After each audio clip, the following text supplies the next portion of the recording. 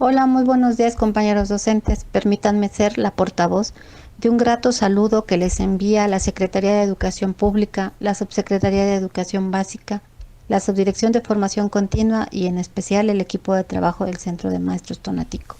Les abrazamos a la distancia, deseando que todos se encuentren muy bien.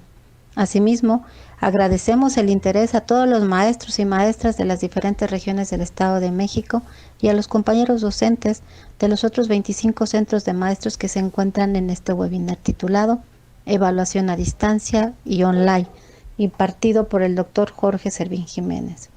El doctor es investigador del Instituto Superior de Ciencias de la Educación del Estado de México, donde cursó estudios de maestría y doctorado en Ciencias de la Educación. Posteriormente estudió el doctorado en Teoría de la Ciencia en la Universidad de Chihuahua. Ha participado como conferencista, tallerista en más de un centenar de eventos. Ha escrito varios libros, entre los que se mencionan Evaluar para aprender, Aprendizaje disruptivo, Rúbricas, una herramienta para mejorar el desempeño, Trabajar en el aula con aprendizajes esperados.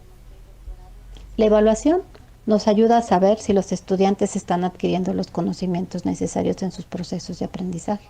El seguimiento y la evaluación a distancia ha generado dudas, incertidumbres, angustia para los docentes, sobre todo porque estamos enfrentando una situación nueva para desarrollarla.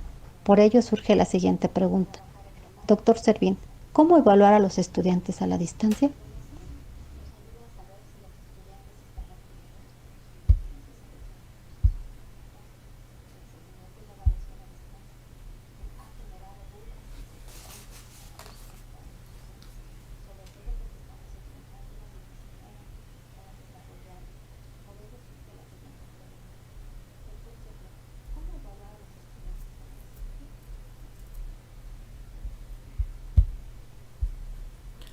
Hola, muy buenos días a todos ustedes. Es un gusto tenerlos aquí presentes nuevamente en un webinar que ahora lo dedicaremos a lo que es el trabajo con la evaluación de los aprendizajes y las competencias de los estudiantes. Me da muchísimo gusto nuevamente tenerles aquí presentes. A la doctora Lupita Pedrosa le agradezco mucho la invitación que me ha hecho y sobre todo que podamos dirigirnos nuevamente a este grupo de maestros interesados en la modificación de sus prácticas a partir de todo lo que ha sido el confinamiento, la educación a distancia y en algunos casos incluso la educación online. Ahora tenemos entre nosotros un nuevo reto, el hecho de trabajar con base a un aprendizaje que se plantea inédito para la gran mayoría de nosotros. Un aprendizaje que no se va a desarrollar en las escuelas, sino se va a desarrollar en las casas. Por lo tanto, aquí es importante que nosotros pudiéramos vincular cuáles son esos nuevos cambios que a nosotros se nos exigen como docentes, aquellos cambios que tenemos que hacer en nuestra práctica y sobre todo aquello que nosotros podemos perfilar. Bienvenidos a este webinar. Como todos ustedes saben, la idea es que vaya yo exponiendo algunas cosas, pero a la vez ustedes pueden hacer algunas preguntas en el chat. Para ello es necesario, pues también me den un poquito de tiempo. Algunos a veces se desesperan porque no contestamos en cuanto suben la pregunta, pero poco a poco voy a ir recuperando la mayoría de las preguntas para irlas comentando con ustedes en este webinar. De eso se trata, un webinar precisamente de alguna especie a distancia, porque es a distancia, alguna especie de comentarios, preguntas, resolución de dudas con las cuales podamos trabajar. Como todos ustedes saben, siempre me ayudo de una presentación, entonces les pido unos segundos mientras la proyecto.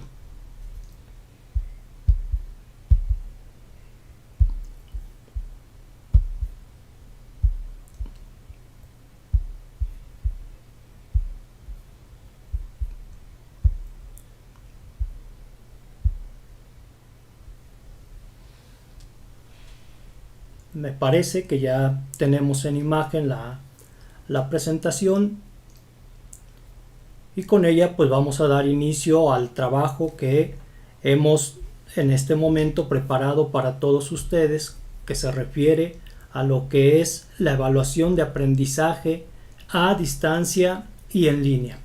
Pues bien, uno de los aspectos que nosotros debemos empezar a desarrollar es sobre todo la idea de que en educación a distancia o en línea, es necesario que nosotros replanteemos todo lo que hemos venido desarrollando en los últimos años respecto a la educación a distancia. Y parte de ello tiene que ver precisamente con este planteamiento importante en el cual nosotros tenemos nuevamente que pensar unas nuevas formas de evaluación, nuevas formas de trabajo y nuevas formas de desarrollo de los aprendizajes y las competencias de los chicos. Para esto, nosotros de alguna manera hemos visto la posibilidad de que en algunos ámbitos cambiemos lo que hemos trabajado durante años respecto a cada una de nuestras prácticas concretas. Y bueno, entre estas nos va a impactar muchísimo el ámbito de la evaluación, que como todos ustedes saben, siempre ha sido uno de los graves conflictos que tenemos los maestros. Estamos analizando uno de los temas más peliagudos, permítanme decir con estas palabras, porque a veces los maestros tenemos una rara concepción de lo que es evaluar y cómo debemos evaluar a los chicos. Ya lo habíamos sufrido con la evaluación de conductas, con evaluación de aprendizajes significativos, con evaluación de competencias, y ahora se empieza nuevamente a vislumbrar una problemática por querer evaluar lo que es el aprendizaje y las competencias que los chicos están desarrollando a distancia o en línea. Y esto debe sobre todo ubicarnos en que tenemos que cambiar forzosamente la mentalidad que hemos hecho sobre el ámbito de la evaluación en nuestro trabajo. En razón a ello, lo primero que debemos considerar y que es importante que nosotros lo tengamos en cuenta, ¿qué significa evaluar? Y bueno, podríamos encontrar muchísimos aspectos relacionados con este concepto, muchísimas tendencias, muchísima teoría, y por ello, ante ese gran cúmulo de diferentes propuestas, conceptualizaciones y orientaciones y enfoques que se le dan a la evaluación, sería necesario entonces también irnos a lo que es la etimología. Y la etimología nos puede orientar un poco para ir acotando y no abrir bastante el campo, que de pronto estemos en una torre de Babel donde cada quien tenga su propia postura, su propia concepción, y a los únicos que afectamos son a los chicos. En razón a ello, la etimología nos dice que evaluar viene del latín y después del francés antiguo de la palabra evaluer. Y sobre todo aquí la idea y el sentido que adquiere el evaluar es encontrar el valor de algo. Evaluar es encontrar el valor de algo. Y como ustedes podrán apreciar, ahí en la imagen tengo una especie de vasija de barro con el cual yo quiero representar esta idea de evaluar. ¿Por qué? Porque en los pueblos antiguos la palabrita valuer, que por eso la separé de la letra E, la palabrita valuer significaba olla de barro donde los pueblos antiguos guardaban lo más valioso para ellos. Entonces, el valuer implica precisamente tener lo más valioso para nosotros. En nuestro caso, primero en el caso de aquellos pueblos antiguos, pues uno de los principales aspectos que guardaban en este valuer, dicen los historiadores, eran precisamente algunas cuestiones relacionadas con sus semillas y las puntas de lanza o algunas lanzas que utilizaban para la caza. Y eso implicaba lo más valioso para ellos.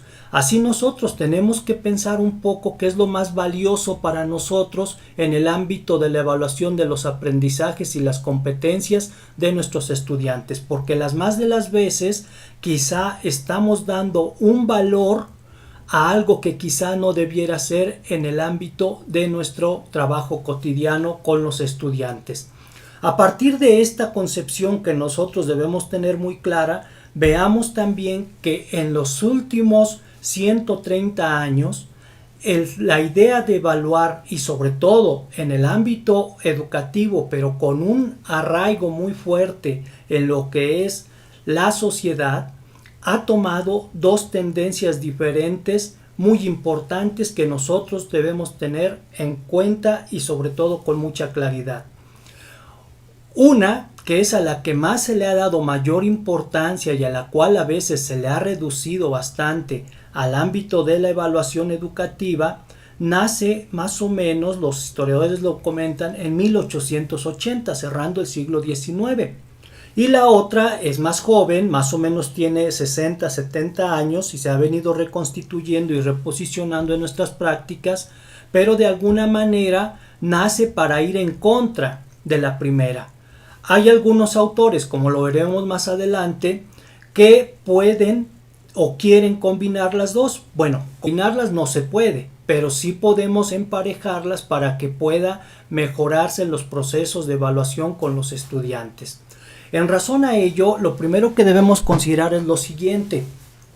La primer tendencia desde la cual surge lo que es el ámbito de la evaluación en educación, tiene que ver con una tendencia muy importante que se empezó a gestar en el siglo XIX, mediados del siglo XIX, y que nos ha venido impactando de manera muy grave a veces en la práctica docente y en la valoración de los aprendizajes de los estudiantes.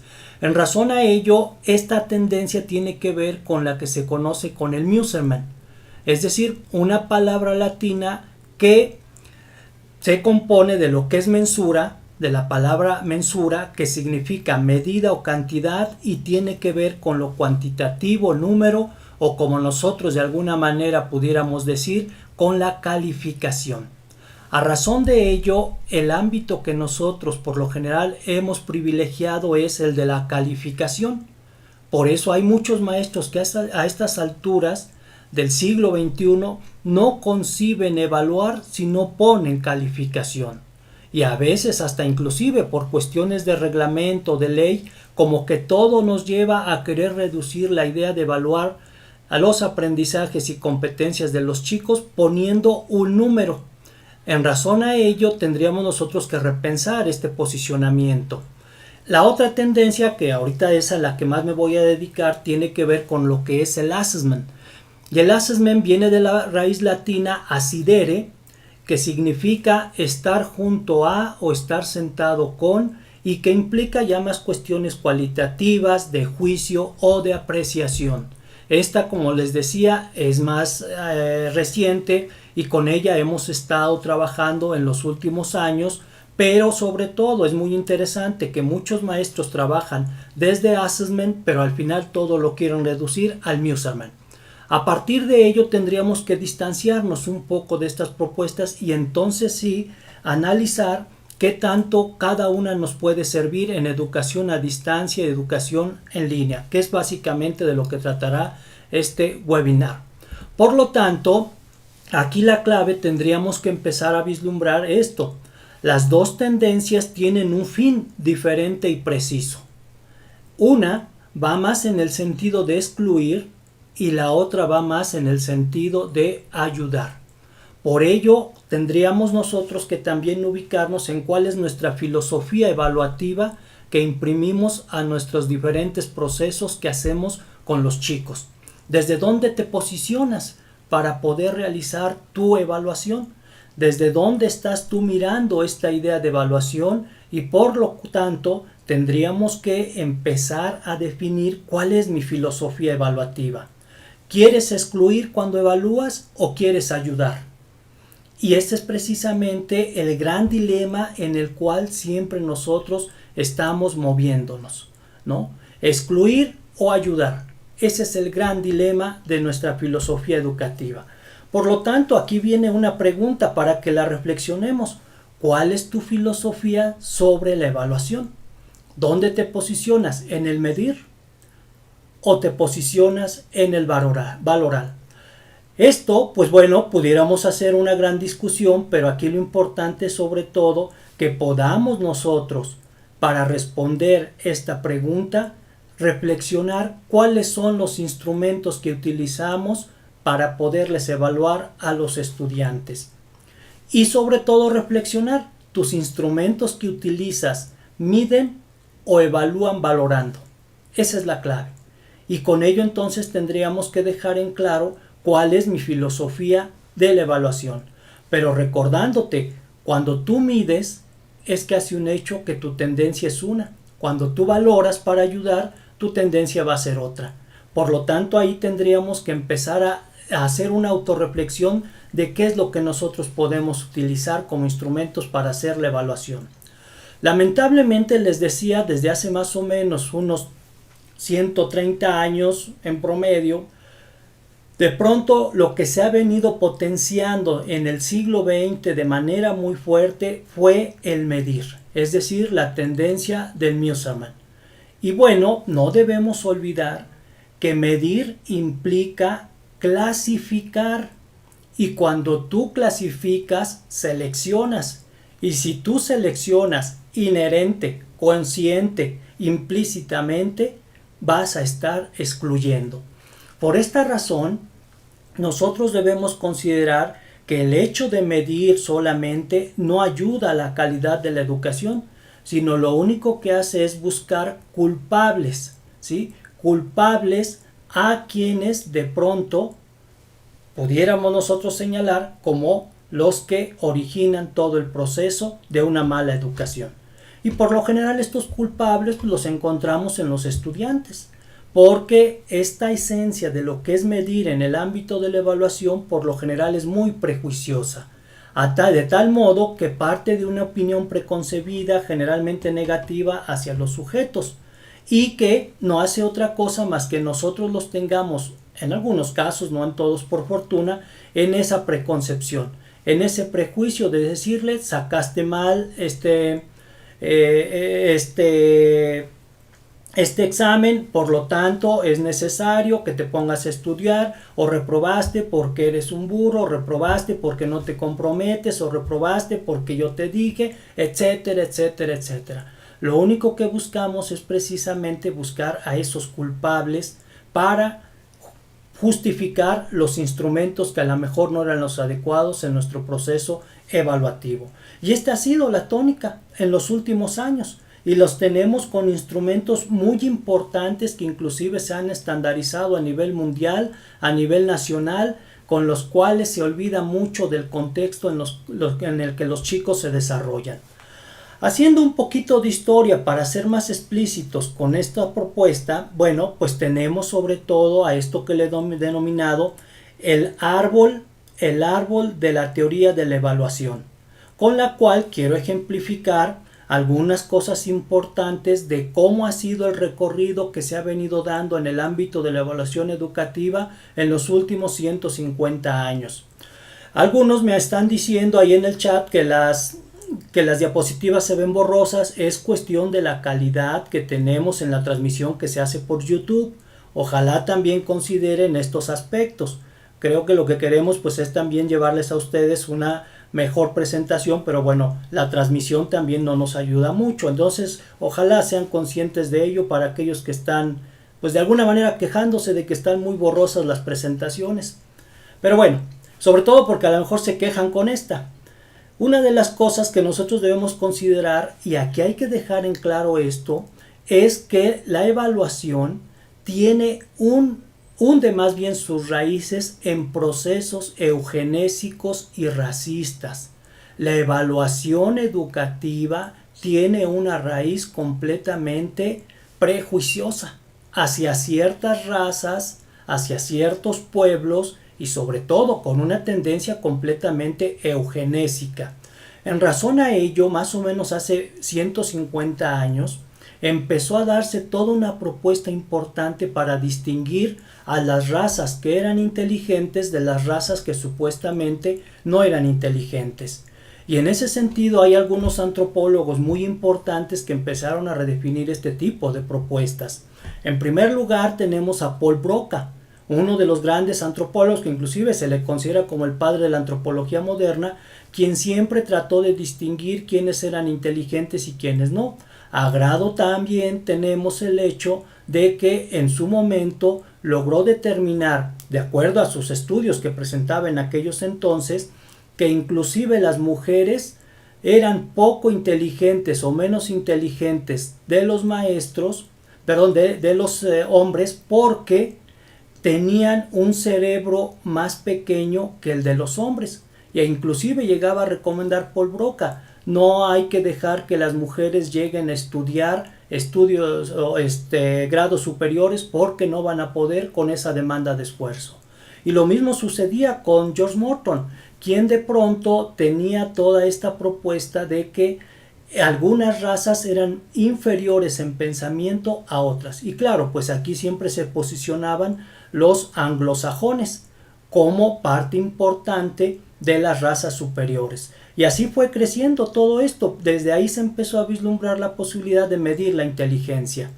Y en esto nació una que en aquellos entonces se conocía como ciencia, que era la famosa craneometría, que desde el ámbito de estas propuestas definía que con el simple hecho de medir el cráneo uno podía determinar si la persona era inteligente o no era inteligente, porque la medida del cráneo estaba en razón a la medida del cerebro. Y bueno, en este sentido, cuando tenías un cráneo grande, pues significaba que tu cerebro era grande y por lo tanto eras más inteligente. La craneometría, que tuvo más o menos un promedio de vida de unos 30 años y que fue considerada en su momento como ciencia importante para medir la inteligencia, pero que a final de cuentas, ya por ahí del 1910, empezó a decaer y ahora ya se le considera una pseudociencia. Y para ello un papel importante lo jugó Alfred Binet. Alfred Binet, que de pronto empezó a manejar la craneometría en las escuelas primarias de París, y a partir de ello Alfred Binet se dio cuenta que la craneometría no servía para determinar la inteligencia de los sujetos, y fue uno de los principales que empezó a dejar de lado la craneometría, aunque la inició con ella. Pero todos conocemos en esencia, y seguramente algunos la hemos aplicado o a otros no las han aplicado, que después de dejar la craneometría, Alfred Binet propuso su famoso test Binet-Simon para medir lo que era la edad mental de los estudiantes. Pero a final de cuentas, con Alfred Binet tuvimos una posibilidad muy importante que todavía nos aqueja a los maestros y a muchas organizaciones escolares: el hecho de dividir las aulas de acuerdo a los niños inteligentes. Ahora ya no se ve muy preciso, pero sobre todo en las escuelas de grupos, con bastantes grupos, por lo general lo que hacíamos los maestros era clasificar a los del grupo A, los del grupo B, cuarto C, cuarto D, porque precisamente era la forma con la cual nosotros definíamos que los del cuarto A eran los más inteligentes, los del cuarto B un tanto inteligentes, los del C y los D casi no eran inteligentes. Bueno, eso se lo debemos precisamente al test de Alfred Binet. Y con Alfred Binet se dio origen a dos aspectos importantes en el que todavía median muchísimo el ámbito evaluativo y sobre todo nuestras prácticas. Por un lado, surgió la cuantificación positivista de la evaluación.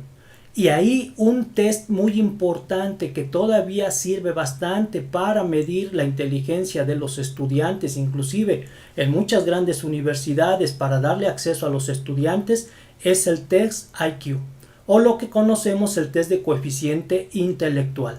Pero también estos estudios de Alfred Binet dieron pie a lo que son los test estandarizados que todos conocemos. Que vaya, aquí los conocemos mucho como los famosos test PISA y los test Planea. Esa fue, en el ámbito de lo que es la medición, las ramas que de pronto pudiéramos desprender de lo que es el trabajo de Alfred Binet. Pero también empezó a manejarse una nueva propuesta de trabajo, con lo cual nosotros pudiéramos empezar a manejar nuevas ideas sobre la evaluación. Y de Alfred Binet, que sus trabajos más o menos datan desde 1903 hasta 1915, pasamos después con Ralph Tyler. Y con Ralph Tyler tenemos que considerarlo de manera importante porque fue uno de los grandes teóricos de la evaluación en el siglo XX.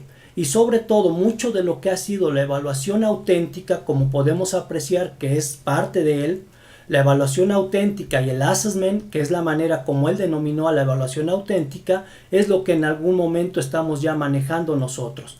A partir de ello, bueno, Ralph Tyler empezó a manejar una nueva forma de entender la evaluación y dio pie para que grandes autores como lo es Michael Scriven o como lo es Benjamin Bloom empezaran a hacer propuestas diferentes. Para el caso de Bloom, pues bueno, esta idea de evaluación formativa, y sobre todo de aquí empieza a desprenderse la rama de evaluar desempeños competenciales. pero en la clave importante que nosotros debemos considerar, la evaluación formativa, porque esta es una base importante de lo que son los estudios en línea o a distancia. Con este contexto muy rápido de lo que ha sido el árbol de la teoría de la evaluación, entremos de lleno a lo que es evaluar en el sentido del assessment, que ya les decía, assessment significa valorar para ayudar, que es la esencia de la evaluación formativa. Aquí tendríamos que crear un puente considerando precisamente a este autor que ya les había dicho, Ralph Tyler. Ralph Tyler, que se le considera entre un puente de lo cognitivo a lo procesual en el ámbito de la evaluación. Por lo general todavía existimos algunos maestros que queremos evaluar solamente lo cognitivo. Bueno, desde los años 30 del siglo XX, los diferentes autores, en específico Tyler, lo que quería era que también se evaluaran los procesos, porque esa era una parte importante que nosotros tenemos que empezar a vislumbrar. Y bueno, él propuso que era necesario considerar un concepto ampliado de la evaluación del estudiante y también así promover la evaluación del aprendizaje con la recolección de productos y los esfuerzos que se hicieron por parte de los chicos durante todo el año. Con él nace precisamente la idea del portafolio. Él es el que propone esta idea de portafolio para que nosotros pudiéramos, junto con los chicos, mostrar lo que se había hecho durante el año y cómo se había hecho. En razón a ello, la clave siempre va a estar aquí en lo que nosotros pudiéramos entender por evaluación, porque también el legado que nos deja Ralph Tyler es que evaluar no es solamente referirnos a las cuestiones del aprendizaje de los estudiantes. Él siempre defendió la idea que evaluar también implicaba valorar el currículum o los planes de estudio y sobre todo el proceso que realizan los maestros de enseñanza. Porque por lo general muchos maestros partimos de la idea de que lo que yo hago está bien, el que se equivoca es el niño. Y bueno, pues todos sabemos que a veces el problema también puede estar en el maestro, en una mala elección de estrategias, en una mala exposición, en un mal proceso que de pronto lleve a cabo en el trabajo que realiza con los chicos. Entonces esto es algo en lo cual Ralph Tyler estuvo insistiendo bastante y con ello entonces tendríamos nosotros que replantear una nueva forma de ver la evaluación, porque él decía, la evaluación en el sentido de medición puede tener sentidos equívocos y sobre todo puede estar muy relacionada a los tests, pero ojo, lo único que priva en ella es una cuestión cognitiva básica, es decir, memoria y recuerdo. Y bueno, ustedes recordarán, inclusive todavía hay quienes lo hacen, que para que los chicos sean evaluados los ponen sobre todo a que empiecen a memorizar, para que al día siguiente en el examen lo recuerden y lo puedan expresar en el examen. Y ese era básicamente el sentido que se tiene, ¿no? Y que muchos todavía lo hacen. Tenemos algunos conocidos que de pronto siguen todavía una semana antes, un día antes, horas antes del examen, repitiendo y repitiendo para que se les grabe, decíamos, en la memoria. Pero bueno, en este sentido, la otra propuesta es del assessment, que les decía, lo origina Ralph Tyler y empieza sobre todo a vislumbrar que el assessment implica dar cuenta de la amplitud del aprendizaje, no solamente es una cuestión cognitiva. Y aquí quiero que pongan atención en esto. Cuando evaluamos el aprendizaje y las competencias de los estudiantes, también debemos considerar otros aspectos que están presentes en esta valoración. Y bueno, aquí tendríamos entonces la necesidad de utilizar diferentes instrumentos y aquí es donde nace lo que es la evaluación auténtica o la valoración real como se le conoció en un primer momento. Por lo tanto, la propuesta de Ralph Tyler ya en los años 50, sobre todo con su librito de principios básicos del currículo en 1949, él lo que pide es que nos alejemos de ver la evaluación como un cambio de conducta y sobre todo que consideremos que no podemos reducir la evaluación a un simple test o prueba o número, porque también debe contarse el proceso. Es decir, hay que considerar no solamente lo que se conoce, sino también lo que se hace, porque el aprendizaje es un desempeño, ¿sí? el aprendizaje es un desempeño y con ello pues tendríamos la capacidad de hacer y crear con lo que se conoce y se puede conocer. Y esta es una clave importante porque aquí es donde empieza a hundir sus raíces el origen de la educación a distancia, que en un primer momento nació con una propuesta en la formación de docentes en los años 70, donde lo que se quería sobre todo implementar era una formación basada en los desempeños. Con base en ello, bueno, aquí también hay un brinco muy importante que debemos considerar: la propuesta que hace Benjamin Bloom sobre la evaluación. Recuerden que Benjamin Bloom fue alumno de Ralph Tyler y posteriormente trabajaron conjuntamente. A partir de los estudios que hace Ralph Tyler, Benjamin Bloom propone uno que ha venido también impactando mucho en nuestras formas de evaluar: el hecho de que pudiéramos considerar 3 tipos de evaluación: la sumativa, la formativa y la diagnóstica. Y en este librito que lamentablemente se hizo la traducción por la gente de Argentina, pero que aquí en México casi no se socializó, que podemos traducirlo como Manual de Evaluación Formativa y Sumativa del Aprendizaje de los Estudiantes, él hace una clara distinción de lo que es la evaluación sumativa, la formativa y la diagnóstica, tanto en sus características, en su enfoque y sobre todo en los momentos en que debe aplicarse. Lamentablemente, muchos de nosotros las conocemos a veces de palabra, no la hemos analizado más a fondo con autores serios, y por ello es que a veces hay mucha confusión de cómo proceder para realizar estos 3 enfoques. Y también otro aspecto que debemos considerar y que nos abrieron estos autores de manera plena para la reflexión en el ámbito evaluativo. En primer lugar, ¿qué es lo que pretendes tú evaluar? ¿Qué quisieras tú evaluar? Porque de ello también va a depender los instrumentos a utilizar. Y aunque esto lo decían estos autores ya hace algunas décadas, aquí si nosotros tuviéramos que actualizar lo que hacemos en estos momentos, por ejemplo, tendríamos que ver, si tú quieres evaluar conductas, tus instrumentos privilegiados pueden ser las listas de cotejo, los tests. Si quieres evaluar conocimientos, tus instrumentos pudieran ser los exámenes o baterías pedagógicas. Si quieres evaluar productos o trabajos, tus instrumentos pudieran ser las escalas de puntaje. Si quieres evaluar reestructuraciones cognitivas, entonces tendríamos ahí ensayos académicos y mapas conceptuales, que esta era la base del constructivismo cuando trabajábamos aprendizaje significativo. Ahora, si quieres ir un poquito más allá, si quieres evaluar habilidades de razonamiento básica, pues tenemos los exámenes tipo PISA o Planea. Pero también si quieres evaluar desempeños competenciales, que en las últimas 2 reformas que tuvimos en educación era la idea, pues tendrías entonces que utilizar rúbricas, portafolios de evidencias y listas de desempeño. Si se dan cuenta entonces, lo importante es que nosotros definamos qué es lo que queremos evaluar. Porque a veces el grave problema es que confundimos la esencia y el sentido de los instrumentos y sobre todo los utilizamos sin tener cuidado de para qué fueron diseñados. Por ejemplo, hay quienes quieren evaluar competencias considerando listas de cotejo. O hay quienes dicen que van a evaluar competencias con exámenes PISA o Planea. Y este es un error muy fuerte que de pronto muchos maestros generalizamos y de pronto no sabemos cómo trabajar cada uno de los instrumentos. Ahí hay que tener muchísimo cuidado.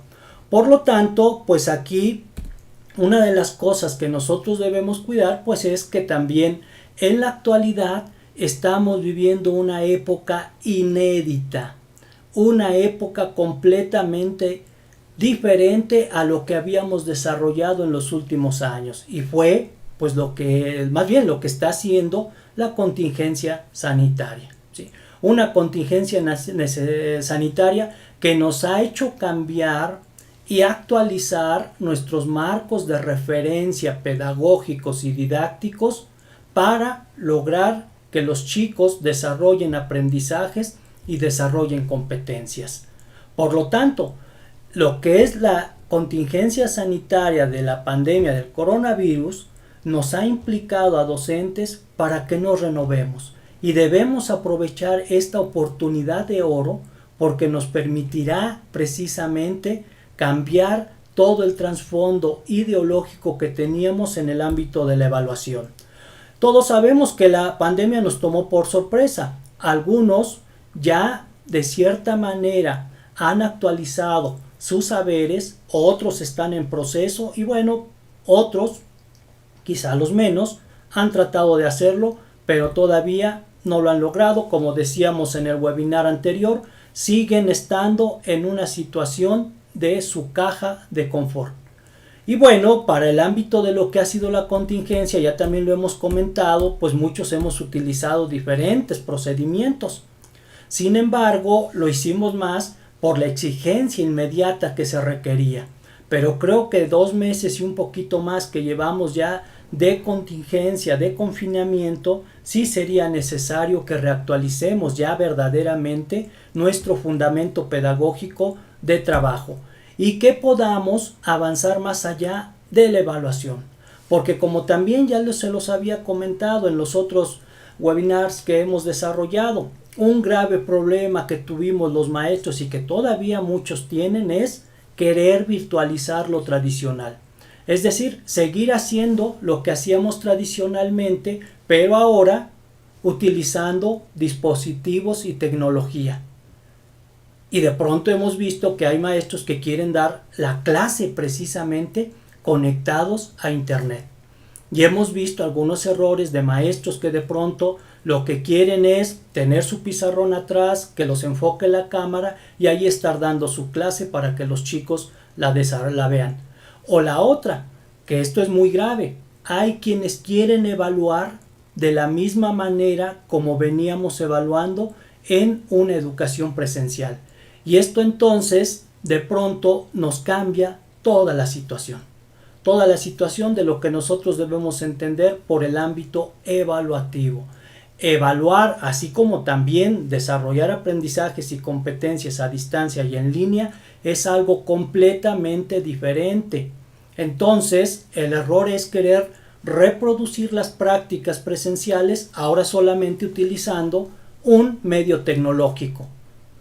Y eso sería un grave error. Hemos visto instituciones reconocidas aquí en México que siguen, por ejemplo, aplicando exámenes a distancia en línea e inclusive toman diferentes enfoques con cámaras diversificadas para estar cuidando a los chicos de que no se muevan, de que no cambien la mirada hacia otro lado, de que esto, de que el otro, y si lo hacen los chicos inmediatamente les mandan un aviso de que se les está vigilando. Eso no puede ser así. Esto es otra cosa completamente diferente. Ya lo habíamos dicho en el webinar pasado.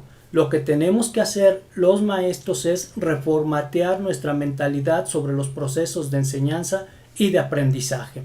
A partir de ello, bueno, pues lo que tendríamos también que pensar es que la lógica de entrega, mediación y de recursos que dejamos a los chicos en evaluación a distancia debe hacerse considerando el fundamento pedagógico. Y es algo en lo que siempre voy a estar insistiendo. El fundamento pedagógico que nosotros tengamos para desarrollar una educación a distancia o en línea. Ya les decía, lamentablemente la gran mayoría de nosotros no fuimos formados así. Pero también el hecho de que no haya sido formado de esa manera significa que no me voy a actualizar. Por lo tanto, tendremos nosotros que ver cómo reactualizamos nuestros fundamentos pedagógicos porque la educación en línea y a distancia es algo completamente diferente. Para ello, entonces, nosotros tenemos que cuidar cuáles son esos aspectos y sobre todo, también lo que les he insistido mucho, pues fundamentar nuestra práctica. No podemos trabajar de la misma manera, indiscutiblemente que las primeras semanas pues, no nos quedó ninguna otra opción, pero creo que ya debemos empezar a retomar algunas cosas y fundamentar nuestras prácticas de otra manera, porque a final de cuentas esto va a seguir. Mínimamente yo vislumbro que todavía va a llegar septiembre y seguramente pudiéramos estar, por el descuidado que somos los mexicanos, en cierta etapa anaranjada de confinamiento. Entonces hay que tener mucho cuidado y recordar lo que siempre les he dicho.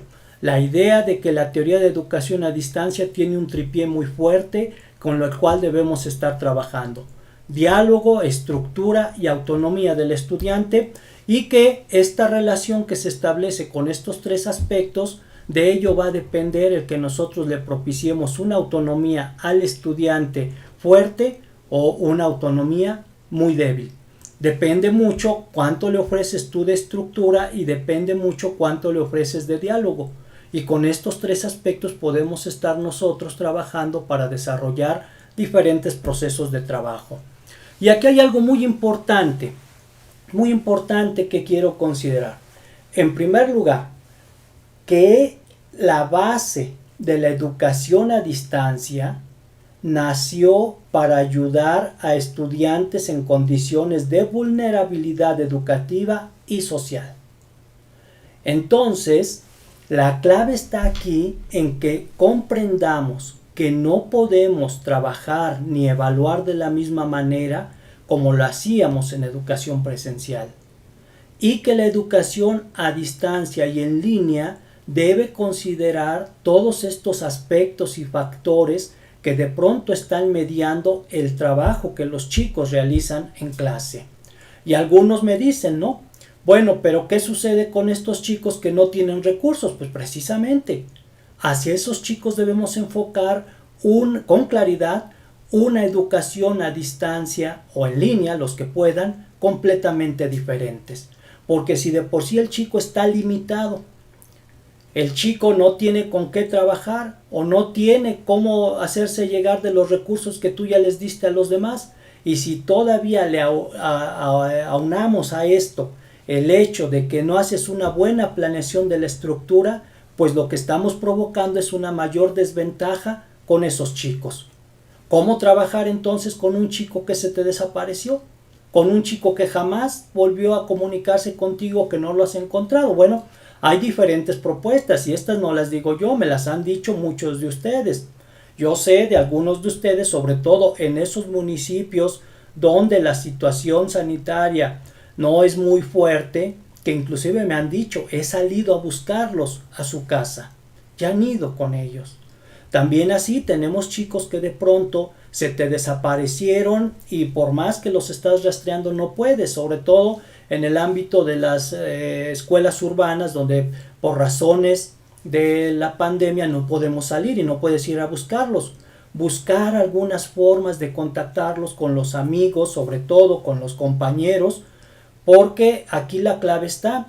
También nosotros ver qué pudiéramos hacer para que los chicos de pronto pudieran reincorporarse o regresar.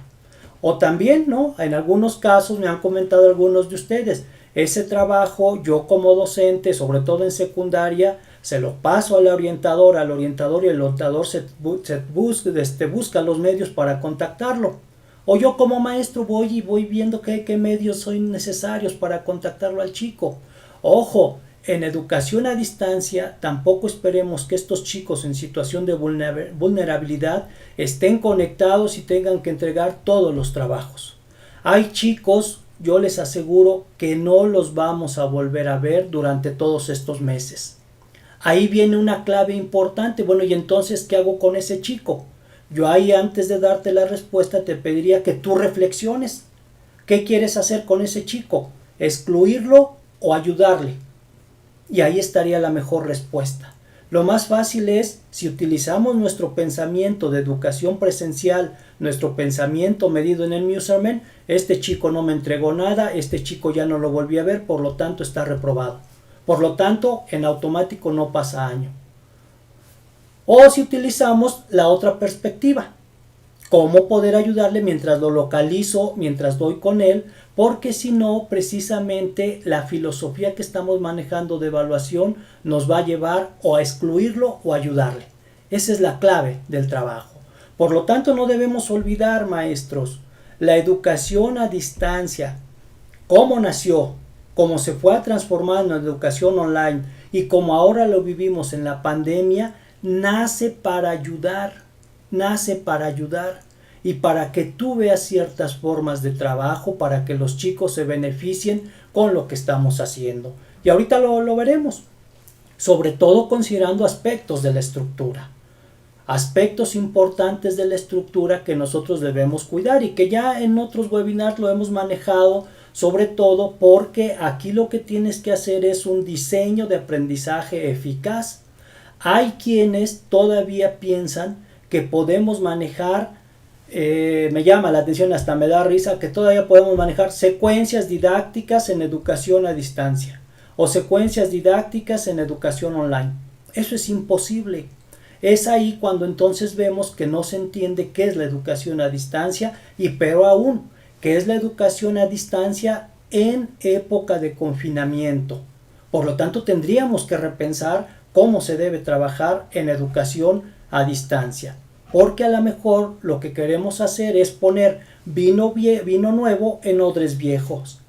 Y de pronto, pues esto no va a lograrse. Ahí tendríamos que repensar qué tanto yo estoy entendiendo la educación a distancia. Y una parte importante en el proceso de evaluación es precisamente la estructura, es decir, el diseño de aprendizaje eficaz que estás tú haciendo para que el chico pueda aprender. Mientras lo encaminas en una autonomía que no conocía o a la cual no estaba acostumbrado, porque a lo mejor en nuestras clases éramos muy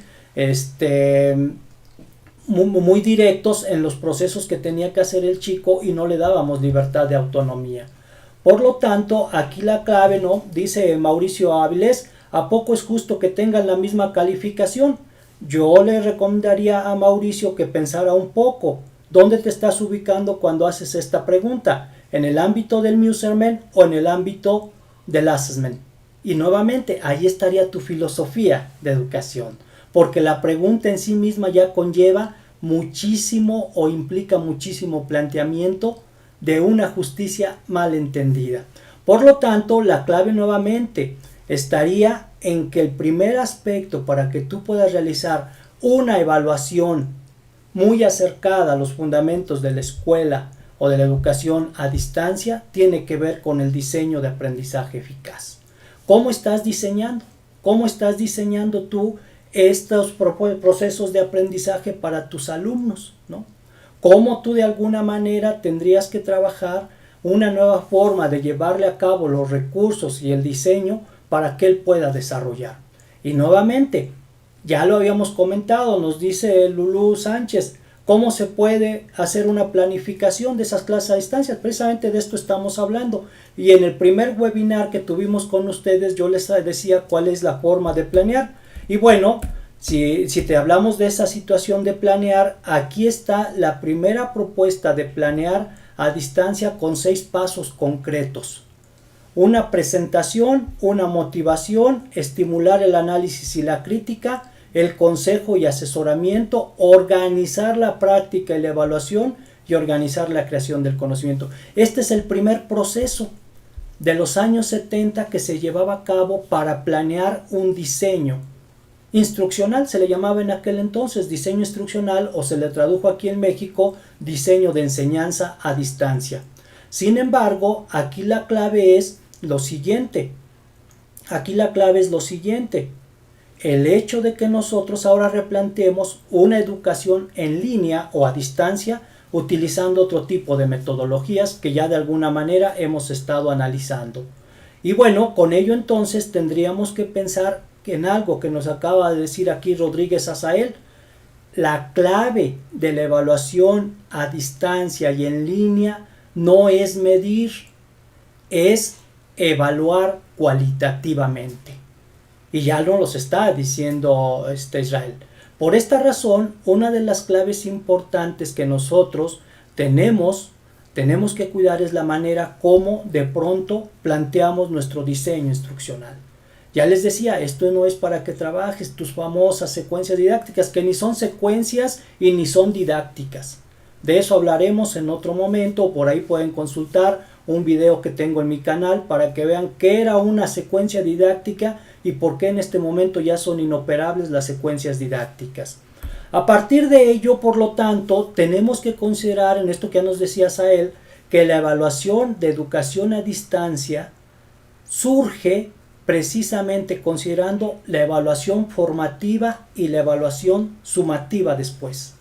Lo que muchos maestros, algunas autoridades de pronto empiezan a conflictuarse es por el hecho de decir, ¿y ahora cómo voy a calificar a mi alumno? Si se me desapareció, si no lo he encontrado.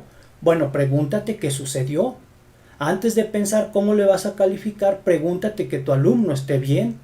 Pregúntate que tu alumno esté viviendo esta época de pandemia sin miedos, que tenga todas las posibilidades y recursos. Eso es lo que habíamos que preguntarnos antes de pensar si el niño va a pasar o no va a pasar, o qué calificación le voy a dar a ese que ya se me desapareció.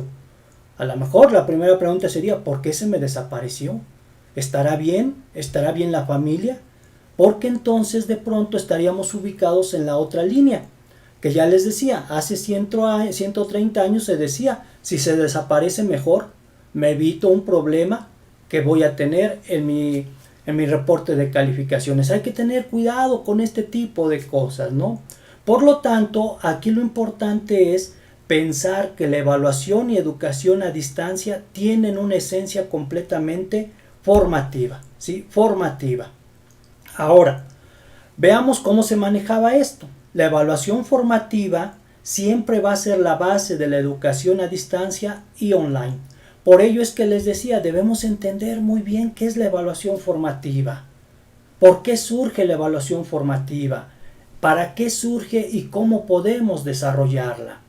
Y en esta parte, pues en aquellos tiempos que estamos hablando de los años 80-90, lo que utilizábamos para realizar los procesos de evaluación era, en un primer momento, las cartas, no las cartas del correo tradicional.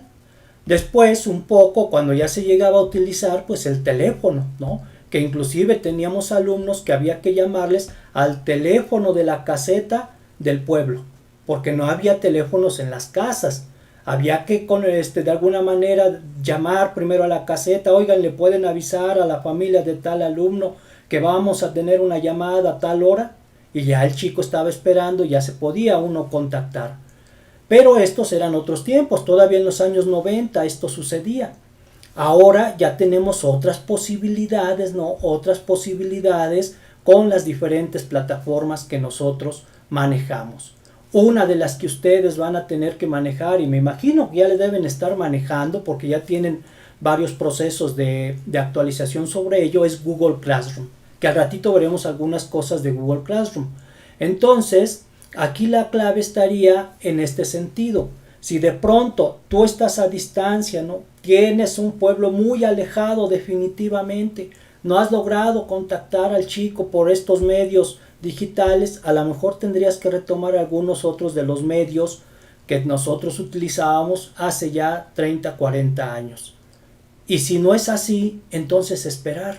Siempre tenemos esta idea de decir, ¿qué hago con este chico? Desapareció, no lo encuentro, no hay manera de hacerle llegar los recursos. Ojo, te quiero recordar a ti que estás pensando en eso, a muchos directivos que de pronto están pues de alguna manera inquietos por este tipo de cosas. Te quiero recordar que estamos viviendo una situación extraordinaria. Por lo tanto, debes reflexionar que tus soluciones deben ser completamente extraordinarias. Que no pienses como pensabas antes de esta situación pandémica. Y hay que esperar. Y bueno, lo que hacíamos en los años 90, si de pronto, y esto a lo mejor se los dejo como algo que les pueda servir, si no seguramente cada uno de ustedes ante las situaciones que viven los chicos, en algún momento ustedes pudieran dar una solución también extraordinaria. Lo que hacíamos en aquellos entonces de un chico que de pronto a mitad de semestre, a mitad del año se nos desaparecía y ya no volvíamos a contactar con él, era sobre todo seguir con la calificación y la valoración que habíamos hecho. Si ya no regresaba en todo el ciclo escolar, pues bueno, ya no podemos hacer, para el otro año ya no se le da de alta.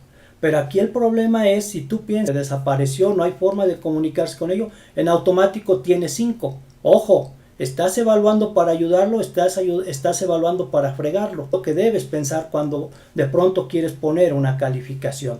Seamos empáticos, nos dice Beatriz. Y esa es la clave, ser empáticos. Si nosotros como maestros a veces estamos muy limitados, los alumnos, ¿y qué tan limitados están?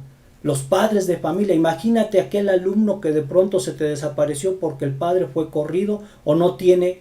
Apenas me comentaba una compañera y de aquellas regiones de ustedes, y me decía, mi alumno se me desapareció porque como al papá lo corrieron, más bien se acabó el trabajo, él tuvo que irse al monte a cortar leña para poder ayudar un poco en la economía familiar.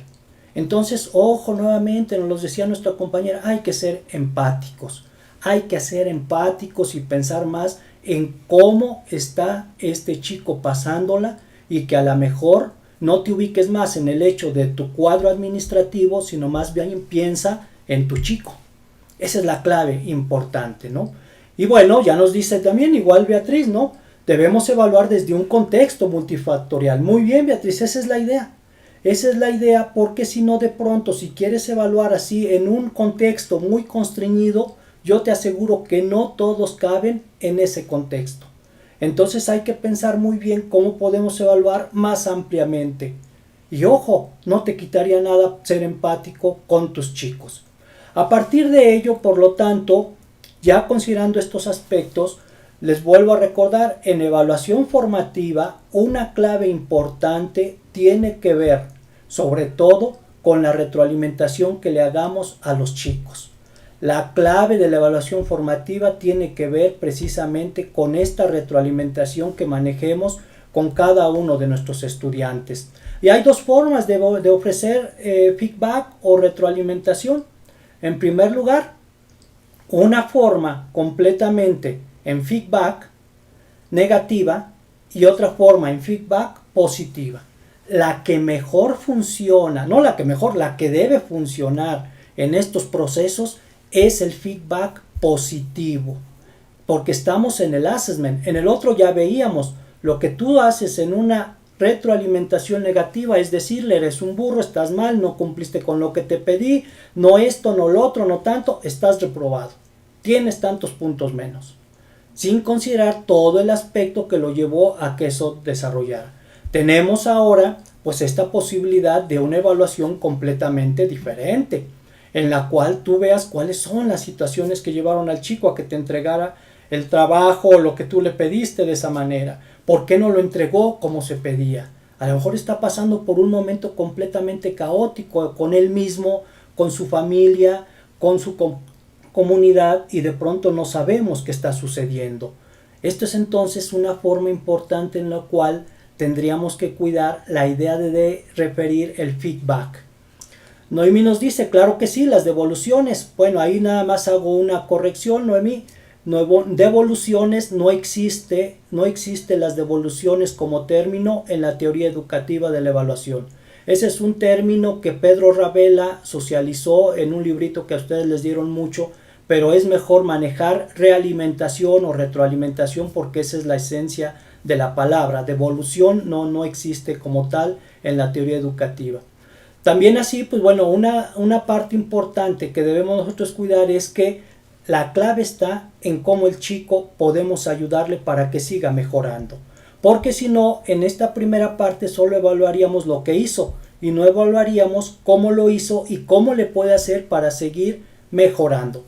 Por ello es que Kay Borg nos decía, la realimentación es el alma y el corazón de la evaluación formativa, ¿sí? La evaluación es el alma y el corazón de la evaluación formativa. Por ello, como nos dice de pronto Héctor Hernández, no estamos para afectar al alumno. Al contrario, estamos precisamente para potenciarlo. Y la mejor forma de seguir potenciándolo, de hacer lo que confía en él mismo, es en la realimentación. De por sí están los chicos en este momento padeciendo muchas cosas. Imagínense si ahora lo ponemos a preocuparse por las cuestiones de su calificación. En lugar de ayudar, creo que haríamos todo lo contrario, ¿no? Nos dice, bueno, no nos dicen aquí, no está el nombre, pero dice, ¿cómo evaluar a un alumno que de forma presencial siempre tuvo 5, después 5 y ahorita no hay la mínima comunicación con él y con sus papás. Bueno, pues ahorita ya no tenemos posibilidad de apoyarle. Ahí yo se los dejaría a la institución, porque es una institución la que hace la pregunta, a la institución, ¿cómo le harías tú ante esta situación caótica de pronto para apoyar a este chico? ¿Ya lo reprobamos? ¿Ya dejamos que de pronto no pase? Ya un gobernador dijo, ¿no? Seguramente conocieron el comentario que un gobernador dijo, ninguno va a reprobar, todos aprueban este. Bueno, lo podemos hacer mediante algunas cuestiones relacionadas con una política o un decreto gubernamental. Pero aquí la clave, nosotros somos maestros, entonces un chico que me tenía 5, tengo que pensar por qué me tenía 5. Que después volvió a sacar 5, bueno, habrá que ver por qué tuvo ese 5, si definitivamente no tenía interés en la escuela, estaba ahí porque no le quedaba otra, a lo mejor qué hice yo para que no lograra sacar ese 5, para apoyarle más allá del 5, y luego la otra, si conozco el contexto concreto de este chico por el cual no he podido establecer comunicación. Muchos todavía le estamos apoyando a los padres de familia. Es que también el problema está en los padres de familia. No le apoyan, no esto, no lo otro. Ojo, no olvidemos que los padres de familia no están para hacer el trabajo que debemos hacer nosotros. Los padres de familia educan en otros ámbitos, no educan en el aprendizaje. Si nosotros, que estamos supuestamente preparados, a veces cometemos muchas fallas, imagínense el padre que ahorita está pensando que lo pueden correr del trabajo, que ya se quedó sin lo que es el llevar el dinero, los alimentos a la casa porque no puede salir a vender sus productos. Imagínense todo lo que están viviendo esas familias, y de pronto creen ustedes que va a decir, bueno, me olvido de todo eso y me voy a sentar con mi hijo porque el maestro me lo está pidiendo. Ojo con ello, nuevamente ya nos lo decía una de las compañeras, estamos en circunstancias completamente importantes que debemos cuidar. Entonces hay que pensar un poco. Antes de pensar en la calificación, ya se los decía, piensen también en el chico. Porque si no, estamos reduciendo todo al Muserman. Lo que hacían en aquellos entonces, hace 130 años, los que defendían esta práctica racista y eugenésica, es decir, pues si este chico no puede, en automático sácalo de la escuela e inclusive mándalo a ciertos lugares, ojalá y desaparezca. Porque esa es la práctica eugenésica. Porque decían, ojalá y ni tenga familia. Ya les contaré en otro momento cuáles eran las prácticas importantes, solamente les adelanto una. Esta cultura eugenésica llegó inclusive, después de aplicar la craniometría y los test de inteligencia, a proponer por ley que estas personas que salían bajo en sus exámenes fueran castradas para que no tuvieran descendencia de baja inteligencia. Me parece que a veces cuando nos centramos más en las calificaciones, queremos regresar a esa idea. Este chico era un burro, este chico nunca se interesó. Habría que pensar por qué. Porque si no, estamos regresando a aquellas épocas de hace 130, 150 años. Por lo tanto, aquí la clave está en la realimentación. A estos chicos que se nos desaparecieron, yo les sugeriría algo. Esperen, en algún momento volverán, y si no, habrá que pensar qué pasó con ellos. Hay que cerrar el ciclo considerando de una manera benévola, de una manera positiva, que el chico volverá en un momento. Entonces, que no nos apresuremos de pronto, que no nos gane el prurito por querer ponerle calificación, porque mi director me lo está exigiendo. Ya hablaremos posteriormente del trabajo del director en estas épocas. El feedback, la realimentación, pues bueno, su poder reside en dos aspectos. El feedback no solamente se da en un aspecto cognitivo, sino también se da en un aspecto motivacional, y este es el más importante. Ojo, si ya viste que tu chico de pronto tuvo 5, habrá que ver cómo le motivaste para que el 5 no quedara registrado en su boleta o en su cuadro de calificaciones. Y también cómo le motivaste tú para que se siguiera esforzando para dar, a pesar de sus limitaciones, el mayor esfuerzo en sus logros. Entonces el feedback tiene que ver con esta idea de motivarlo para que él pueda trabajar tanto en lo cognitivo como en lo motivacional. Porque a lo mejor de pronto son chicos que no tienen todo el apoyo en casa, y tampoco esperemos que ahora que están ahí lo deban tener. Y ahí entonces tendríamos que ver nuestro papel social que jugamos como maestros. En primer lugar, en el aspecto cognitivo, nosotros le proporcionamos alguna otra información. No entendiste esto que te estaba yo pidiendo con este recurso que te mandé. ¿Te parece bien? Antes de ponerte calificación, te doy este otro recurso que me parece que está mejor explicado para que lo analices. Porque si no, de pronto no te entendió bien, no le diste las instrucciones o el diseño instruccional no lo hiciste bien y piensas que fue él el problema. Y entonces 5. No, aquí la idea, bueno, no lo lograste, vamos a ver si ahora lo logras de esta otra forma. Ya les decía, Ralph Tyler en 1949 y sus trabajos de 1950 sugirió algo muy importante, ya les decía. También después de una prueba que hagas, de una evaluación que hagas con tus chicos, también debes evaluar cuál fue el proceso que tú seguiste en el desarrollo de ello. Y a lo mejor los maestros que tienen un poco más de edad como yo se acordarán que cuando aplicábamos una prueba, una batería pedagógica, había 3 fases importantes: diseño, aplicación y análisis. Y en la parte del análisis siempre veíamos que había fallado. Si en una pregunta muchos de mis chicos habían respondido mal, ojo, había que poner atención porque a lo mejor el problema estaba en la manera como yo formulé la pregunta, o a lo mejor el problema estuvo en la manera como yo le di la clase y que no quedó entendida. Entonces lo que teníamos que hacer era retomar nuevamente ese tema. Ahora parece ser que los maestros partimos de la idea que somos unas maravillas, algunos, no todos, somos una maravilla, mi clase estuvo bien dada, las instrucciones estuvieron bien planteadas, el problema es él. No, tampoco hay que considerar que a lo mejor el problema está haciendo con nosotros. Hay maestros que todavía se jactan en este momento y dicen, en mi clase es difícil que alguien pase. O hay otros que dicen, en mi clase mis alumnos el 50% pasa y el 50% reprueba. Pues habría que pensar si a lo mejor el problema no son los alumnos. El problema a lo mejor es el maestro. Y con ello nosotros pensar en otro tipo de propuestas, ¿no? Y bueno, en este sentido también viene el aspecto motivacional. Cómo nosotros debemos cuidar este aspecto importante para que el chico le genere cierta confianza en lo que está aprendiendo. Porque si de pronto nuestro feedback es el hecho de que sabes que de plano tú no sirves para esto, tu inteligencia no te da, sigue cuidando borreguitos, síguete yendo a los plantíos, ¿no? Pues ahí es donde puedes desarrollarte. Entonces en automático estamos dando un feedback negativo. Nos dice Herminia Hernández, ¿qué hacer cuando los alumnos viven en un contexto difícil, no cuentan con los dispositivos y en ocasiones no hay mucha cobertura de señal? Bueno, ahí precisamente por eso el webinar lo manejamos y lo hemos venido comentando en los últimos, que la clave está en la idea de que sabemos muy bien que hay contextos donde es difícil trabajar en línea. Ahí entonces hay que regresar a las propuestas antiguas, donde les decía, mandábamos ya sea por correo o nos poníamos de acuerdo con alguien de la comunidad, a veces eran los, ay se me olvida ahorita el nombre, que es la que representa a la comunidad, ¿sabe qué? Le voy a dejar esto para que por favor les diga a los padres de familia, de tal escuela, de tal grupo, que ahí está el material, el delegado, que ahí está el material para el cual pueden trabajar los chicos. Y entonces volver a la forma antigua, porque sabemos muy bien, y es algo que nos duele, la mitad de los mexicanos no está conectado, la mitad de los mexiquenses no está conectado.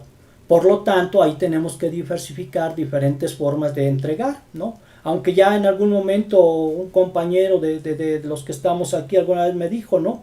Precisamente no de estas, bueno, y si no tengo ni forma de entregárselo, pues entonces, ¿sabes qué? Creo que no podemos ahí hacer nada.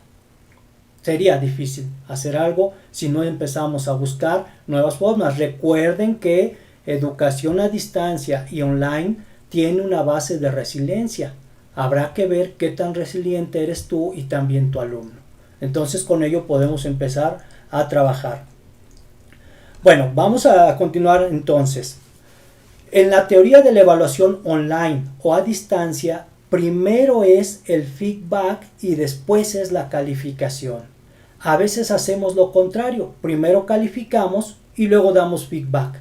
No, aquí si yo veo que el trabajo, que lo que el chico está haciendo no está cumpliendo con lo que le solicito o con lo mínimamente exigible, le doy feedback. Y no espero a que lleguemos al proceso de calificación y entonces si ahora te voy a decir en qué estuviste mal. No. El feedback es durante el proceso. Recuerden que la evaluación formativa es durante el proceso. Durante el proceso, la evaluación formativa no es al final. Esa es por eso la idea que les decía que hay que entender muy bien esta clave. Y bueno, los autores de aquella época, sobre todo los de la Universidad Johns Hopkins, nos decían, hay un texto muy pequeño, pero que nos impactó muchísimo en lo que es la clave de la educación a distancia de los años 90, reiniciando los años 90, que nos decía, está aquí en inglés, pero más o menos la traducción es la siguiente: ¿cómo yo sé que mis estudiantes en línea están aprendiendo si no los veo? Y esa es una clave importante.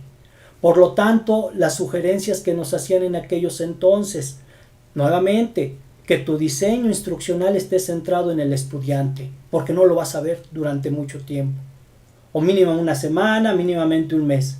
2, tener conectividad si es que es posible 24/7, porque a lo mejor en algún momento el chico se puede conectar.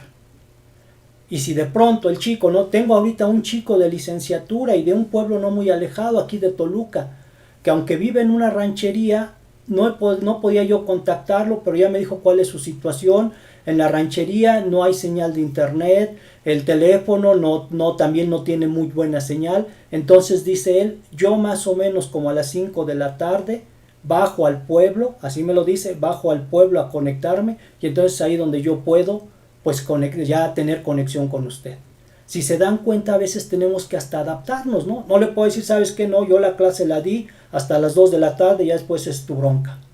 Bueno, ahí nuevamente, conectividad 24/7. Tampoco vamos a pensar que hasta las 3 de la mañana los vamos a estar apoyando. No, manejar un horario más abierto en el cual podamos nosotros trabajar. Y sobre todo la naturaleza colaborativa, nos decía esta universidad, que es importante. Tenemos que empezar a vernos como sujetos que estamos trabajando en la misma, podríamos decir, en la misma labor que desempeñamos, aprender y enseñar, aprender y enseñar. Por lo tanto, el bucle del feedback es hacer, analizar, valorar, dialogar y sugerir. Y con ello vamos a ir aumentando la posibilidad de que el chico siga creciendo en su logro y en su desempeño. A partir de ello, entonces, la clave estaría en que nosotros veamos la evaluación de una manera completamente diferente. Y la teoría de la evaluación en línea nos dice lo siguiente. Mabey Lynch nos dice, la evaluación se trata principalmente de mejorar el aprendizaje. Ojo con esto, no es que tú pases por un rasero el aprendizaje, sino que lo pienses en la forma de mejorar. La evalúas, y esa es una de los grandes, podemos decir, premisas de la evaluación formativa. Evalúas para ayudar y para mejorar. No evalúas el aprendizaje, evalúas para el aprendizaje, para que el chico siga aprendiendo. Y en otro segundo momento, determinar la rendición de cuentas. Y aquí vamos, seguramente, y hay muchos que ya empezaron, desde el principio empezaron, ¿no?, a hacer notar algunas cosas. Bueno, y entonces mi autoridad, ¿por qué lo maneja así? Y entonces mi autoridad, ¿por qué me pide esto? Ojo, tu autoridad, tu director, tu supervisor tienen una racionalidad diferente. Porque a ellos, en su función, lo que ven es nada más esta parte. Y no todos, no todos. Hay algunos directores, supervisores que están en otra perspectiva muy buena, ¿no? Pero una gran mayoría sí están en la perspectiva. A mí lo que me interesa es tu cuadro de calificaciones porque ya me lo están pidiendo en la supervisión. Y el supervisor, maestros directivos, apúrenle porque a mí ya me están exigiendo desde la subdirección. Entonces una especie de cadenita, ¿no? Una especie de cadenita. Cuando a ellos, pues de alguna manera, no, yo pienso que el director a lo mejor también pudiera ayudar en estos aspectos. Bueno, si no encontramos a este chico, si este chico está siendo un tanto intermitente en el desarrollo de sus aprendizajes, ¿qué podemos hacer, no? En algún momento yo lo comentaba con un director de por aquellas zonas de Tejupilco y le decía, bueno, si ya sabes que muchos de tus chicos no tienen algún dispositivo para conectarse, ¿qué diablos haces resguardando las computadoras en la escuela que nada más están empolvando si tus chicos no están en las escuelas? ¿No sería mejor darles las computadoras a tus chicos? Se van a descomponer, pues es un hecho, estos aparatos para eso son, para descomponerse. Pero ojalá y se descompongan siendo utilizados y no que se descompongan echándose a perder, empolvados ahí en el aula de cómputo. Entonces también tenemos que cambiar esta forma de hacer gestión y sobre todo pensar que todo eso está en línea, ¿no? Le decía a este directivo, ¿de qué te sirve tener 50 computadoras en tu gran centro de cómputo si de pronto no son utilizadas y hay chicos de tu escuela que están padeciendo porque no tienen una en casa? ¿Me explico cuál es la lógica? Por lo tanto, nosotros tenemos que un poco también pensar en que esta lógica debe ir cambiando poco a poco, pero que va a salir de nosotros como maestros. Y por ello, primero, antes de reportarle, que es la evaluación sumativa, antes de hacer evaluación sumativa para dársela en la rendición de cuentas a tu director, promueve la mejora de los aprendizajes de los chicos. Y pensar lo que hemos venido repitiendo, la tecnología cambia el sentido, propósito y forma de evaluación, pero la tecnología es solamente un medio, la clave está en tu fundamento pedagógico. Jamás la tecnología va a hacer todo tu trabajo, si no es que tienes una base pedagógica didáctica que te ayude, ¿sí? Que te ayude. Y bueno, pues sí nos dice, bueno, no nos da su nombre, Scarpiendien, nos dice, bueno, pues aquí el problema está en que a veces en momentos complicados para todos todavía estamos pensando en darles 6, en darles 5 a los chicos igualmente, ¿no? Ya les decía, este es un momento extraordinario y por lo tanto nuestras soluciones y nuestras formas de evaluar deben ser extraordinarias. Y si descomponen la computadora, ¿quién la compone? Vean la racionalidad que a veces tenemos, ¿no? Es que no la uso porque si no se me acaba. Es que no la uso porque si no se me va a descomponer. Pues yo preferiría desde mi punto de vista que la computadora se descompusiera sirviendo y no que se descompusiera sin ser usada. Si se descompone, pues ya se verá qué hacemos, ¿no? Pero primero vamos a esperar a que se descomponga. No adelantemos o no estemos pensando que se va a descomponer si a lo mejor el chico hasta te la puede cuidar más de lo que tú la puedes cuidar. Ahí se los dejo. La evaluación online tiene sus raíces en la evaluación formativa. Por eso todas las tareas deben ser evaluables y deben tener retroalimentación. Ojo, todo aquello que le dejes al chico debe ser evaluado y retroalimentado. A partir de ello, ya para no aburrirlos, voy a ir cerrando. La evaluación debe motivar al estudiante a que siga en su aprendizaje y le inspire a progresar. También así, lo importante es que los chicos aprendan, no solo que aprueben. Porque si tu idea es que aprueben, entonces pudiera ser que de pronto, pues ponles 10 a todos y aprobaron. Hayan aprendido o no hayan aprendido. No, aquí el trabajo que hacemos nosotros, por eso es que somos maestros, es que el chico logre de mejor forma los aprendizajes y desarrolle de mejor forma sus competencias. Por lo tanto, nuevamente, hay que olvidarnos que no somos administradores de las calificaciones. Somos maestros que nos dedicamos a buscar las diferentes estrategias para desarrollar los aprendizajes y las competencias de los chicos. Que ello implica cierto proceso administrativo de evaluar, pues también tampoco hay que reducir nuestro trabajo en enseñar para evaluar. Al ratito les voy a dar una analogía. Y bueno, ya un poco, y aquí me voy a ubicar más en unas cuestiones ya de tipo tecnológico, aunque sé, ojo, se los repito para que ya no me lo vuelvan a preguntar, sé que muchos de ustedes, que inclusive a lo mejor la mitad, no tienen estas posibilidades, pero también sé que de alguna manera los están capacitando para trabajar en aulas virtuales, en salones virtuales, ¿no? Y por ello es que la clave estaría en esto. ¿Cómo estás trabajando o cómo piensas trabajar tú Google Classroom? Que ya inclusive yo pienso, ojalá ya les hayan llegado sus diferentes correos institucionales para que ya puedan acceder. Sé que están teniendo una capacitación muy fuerte por parte de la SEP en este tipo de cosas, entonces creo que ahí la clave estaría en el hecho de que nosotros podamos tener una nueva posibilidad de trabajo, ¿no? Bajo esta filosofía se desarrollaron los salones virtuales. como Google Classroom. Algunos otros, Moodle, Schoology, Edmodo, COMS o Edu 2.0, que son una parte importante del trabajo que nosotros podemos hacer en aulas virtuales o en plataformas. Hay unas plataformas ya súper diseñadas para el trabajo evaluativo. Hay otras como la de Google, que podemos decir que está en medio, ¿no? Y hay otros pues sí de una baja forma de trabajo. Antes de ir a la evaluación en estas plataformas, que es la última parte de este webinar, un aspecto importante que no quiero dejar pasar. Tú vas a evaluar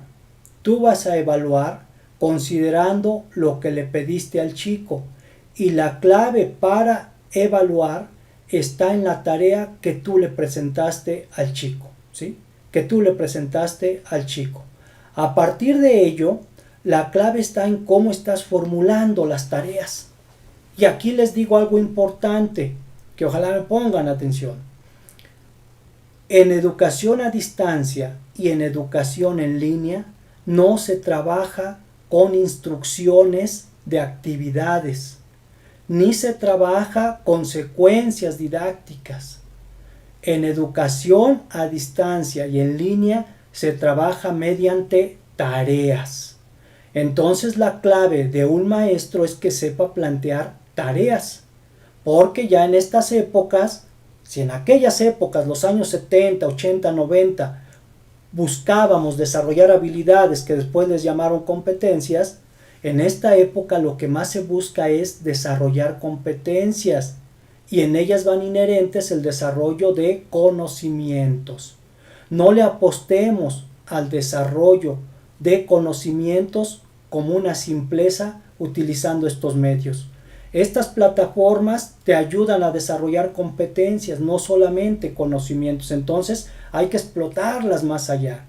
También una clave importante, he escuchado luego a algunos maestros, ¿no? Pues sube nada más tus secuencias y ya que los chicos las realicen. No es así. Nuevamente, no virtualicemos lo tradicional, porque esto es una cosa diferente. Si a lo mejor lo hicimos las primeras semanas, el primer mes, bueno, ahorita ya es necesario que retomemos la esencia del trabajo, porque no es lo mismo subir tus instrucciones para que el chico lo desarrolle a plantear tareas. Características importantes de las tareas, y en esto quiero insistir. Ojo, engloban contenidos dosificados y focalizan el desarrollo de competencias. Muchos todavía están en la idea que debo trabajar mis aprendizajes esperados en línea o a distancia. Si tú piensas que vas a desarrollar tus aprendizajes esperados de esa manera, ya estás contradiciendo la educación a distancia. Nuevamente, estamos trabajando educación a distancia, no presencial. Entonces no queramos hacer lo mismo que hacíamos antes de irnos al confinamiento.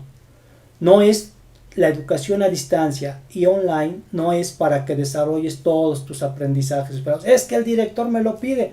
Bueno, pues hay que trabajar un poco con el director, que la teoría educativa de educación a distancia y online nos pide que englobemos los diferentes aprendizajes esperados.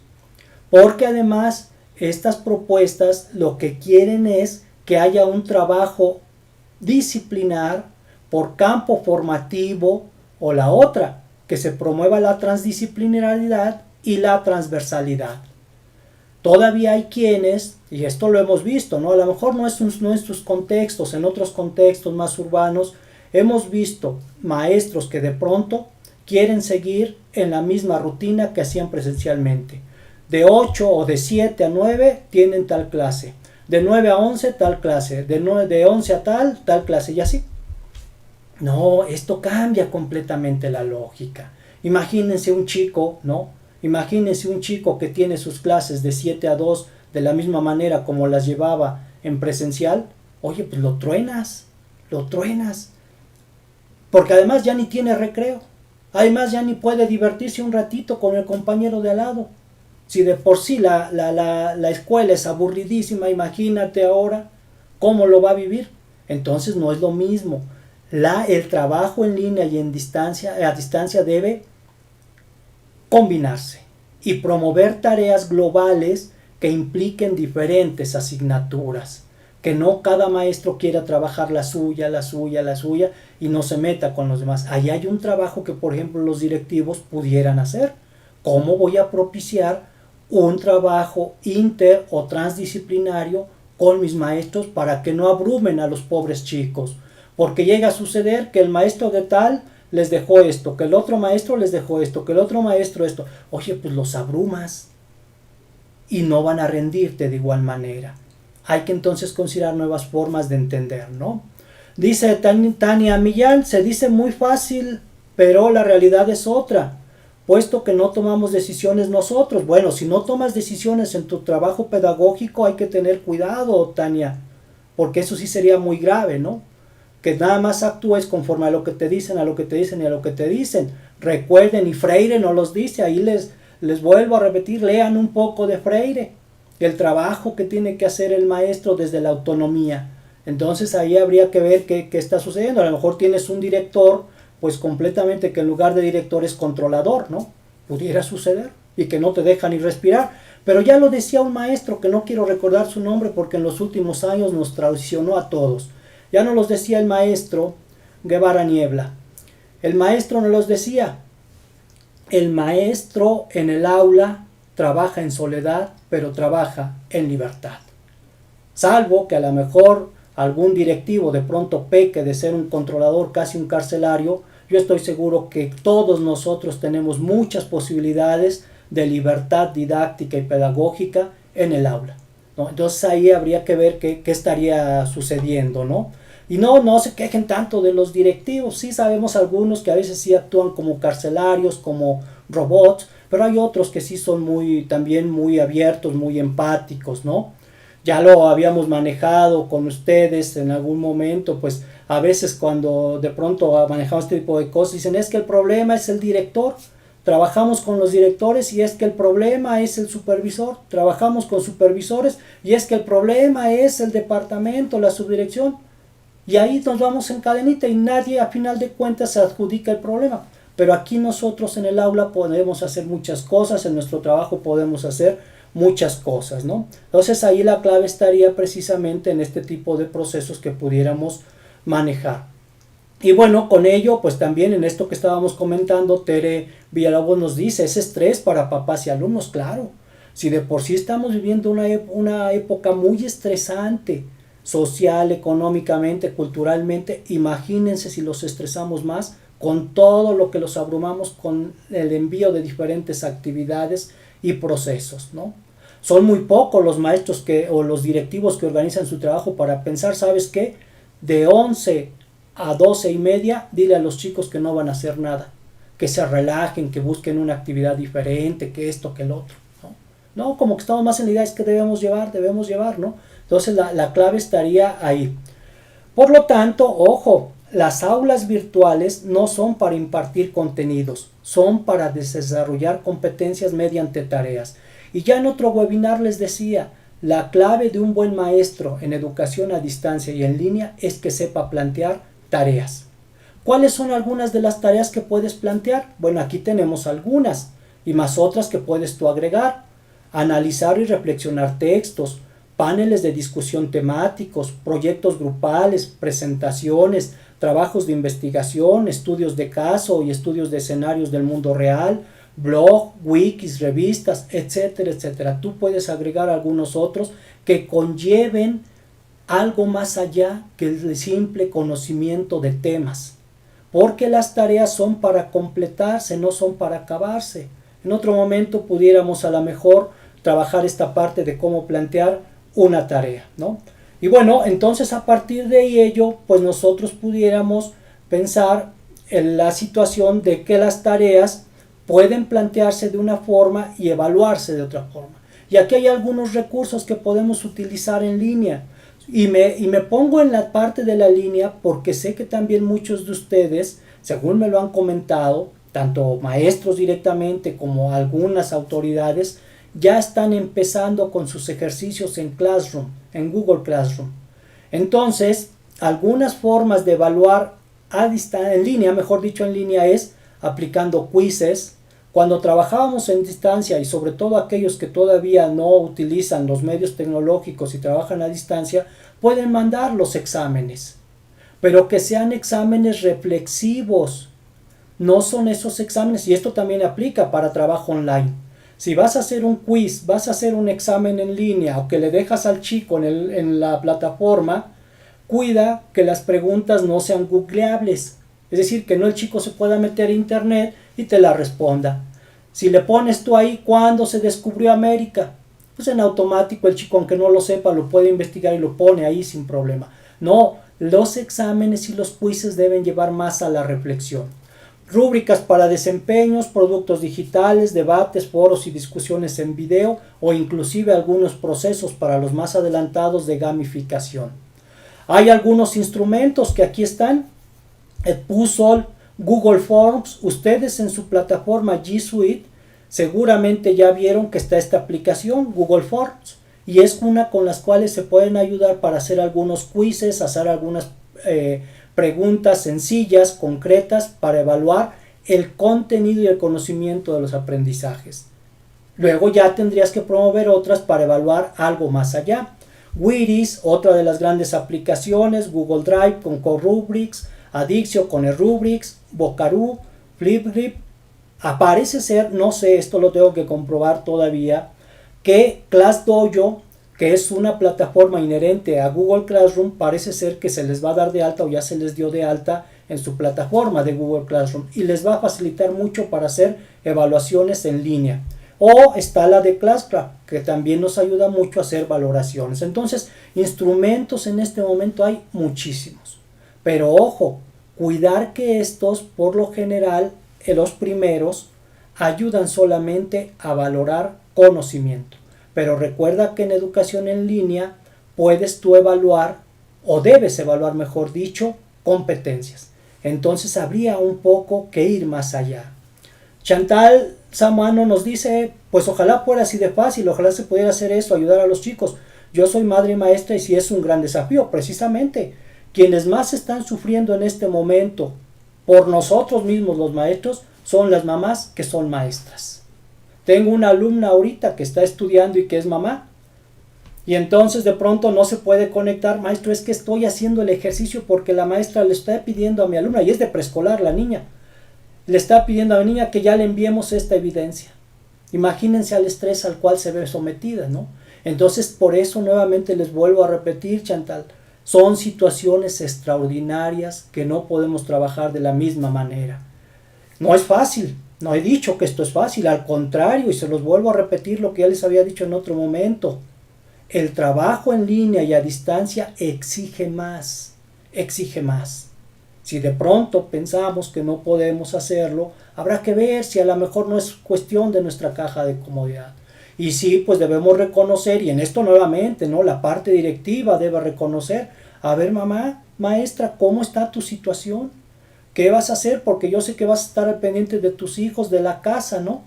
Ya les decía, por lo general las mamás ahorita muchos sé que están a lo mejor conectadas aquí, pero sé que están pensando, chin, ahora tengo que hacer esto, ahorita debo desconectarme, o voy de rápido a ver qué están haciendo mis hijos, o tengo que hacer esto en la casa. Indudablemente, es una situación extraordinaria. Por eso no debemos demandar contenidos y contenidos con los chicos que de pronto tengan que estar pegadísimos y nosotros como papás. Nuevamente les digo, tampoco pensar que los padres nos van a ayudar. Los padres nos ayudan de otra manera. Hay que pedirles a los padres, motive a su hijo, dele afecto, dele amor, ayúdelo, échele porras. Pero no pidamos, papá, usted se debe sentar con el niño. Porque entonces a lo mejor lo que queremos es que el papá haga nuestro trabajo. Son cosas que tenemos que ir reflexionando en ese sentido, ¿no? Y bueno, pues con ello podemos ir pensando algunas otras formas de trabajo. Google Classroom, que es una de las que o ya están trabajando o van a trabajar en los próximos meses y que es muy importante tenerlo en cuenta porque el gobierno pues ya hizo todo un contrato con la compañía y que bueno, pues yo sé que ustedes están ya tomando muchos cursos sobre ello. Estamos haciendo investigación sobre los cursos, sobre las videoconferencias que les dan, cómo lo están percibiendo ustedes. Todavía no tenemos algunos resultados concretos, pero créanme que estamos viendo para después comentarlo con ustedes sobre estos procesos que se están viviendo en este tipo. Entonces aquí la clave es, nuevamente, ¿no? Nos dice Delia, ¿no? Nos dice, ya la perdí.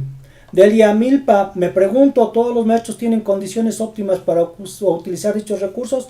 Nuevamente, estamos tratando de mediar. Yo trato de ser empático, sé que algunos de ustedes pues no tienen ninguna posibilidad, pero también sé que muchos de ustedes tienen muchas posibilidades de trabajar en esto. Entonces, si de pronto pensamos que lo vemos, ¿cómo vemos el vaso? Medio lleno, medio vacío.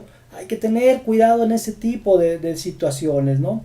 Y bueno, también aquí la clave, pues ya lo dice Carmen Mancilla, ¿no? Pues son tiempos difíciles que a todos de alguna manera pues nos deben generar algunas posibilidades y no cerrarnos. No podemos cerrarnos, nos lo dice muy bien Carmen Mancilla. Por lo tanto, pues bueno, nuevamente, no todas las soluciones las van a encontrar en un webinar. También tenemos nosotros que empezar a dar algunas soluciones, algunas propuestas con los amigos, ¿no?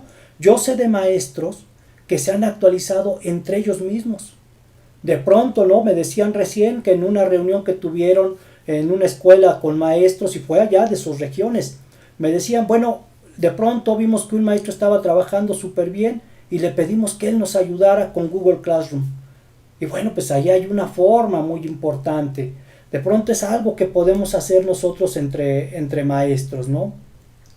Google Classroom, veamos esto de Google Classroom, ¿no? Que ya tenemos de alguna manera una posibilidad, la SEP lo está implementando, están trabajando. Ya les decía, una forma que podemos echar mano es Google Forms. Y donde nos permite crear diferentes instrumentos para evaluar o algunos quizzes sencillos. Ese es un primer paso que podemos hacer, ¿no? Un primer paso con el cual podamos nosotros trabajar.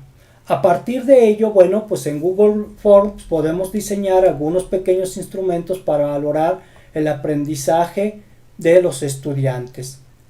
También así, pues bueno, ya que conocimos Google Forms, una clave importante que nosotros debemos considerar en Google Classroom es la situación del trabajo que hacemos evaluativo.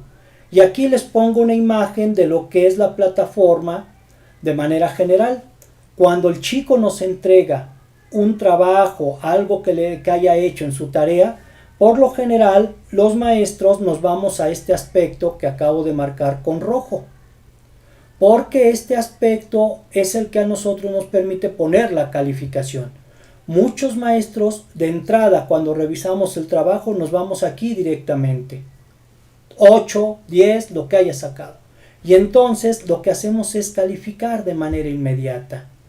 Sin embargo, en este tipo de plataformas y en educación a distancia, ya les decía, lo primero es valorar y ya después calificar. Primero tenemos que ir al trabajo de cómo le vamos a nosotros a devolver el trabajo al chico. Y aquí hay una clave vital que quiero con ustedes manejar.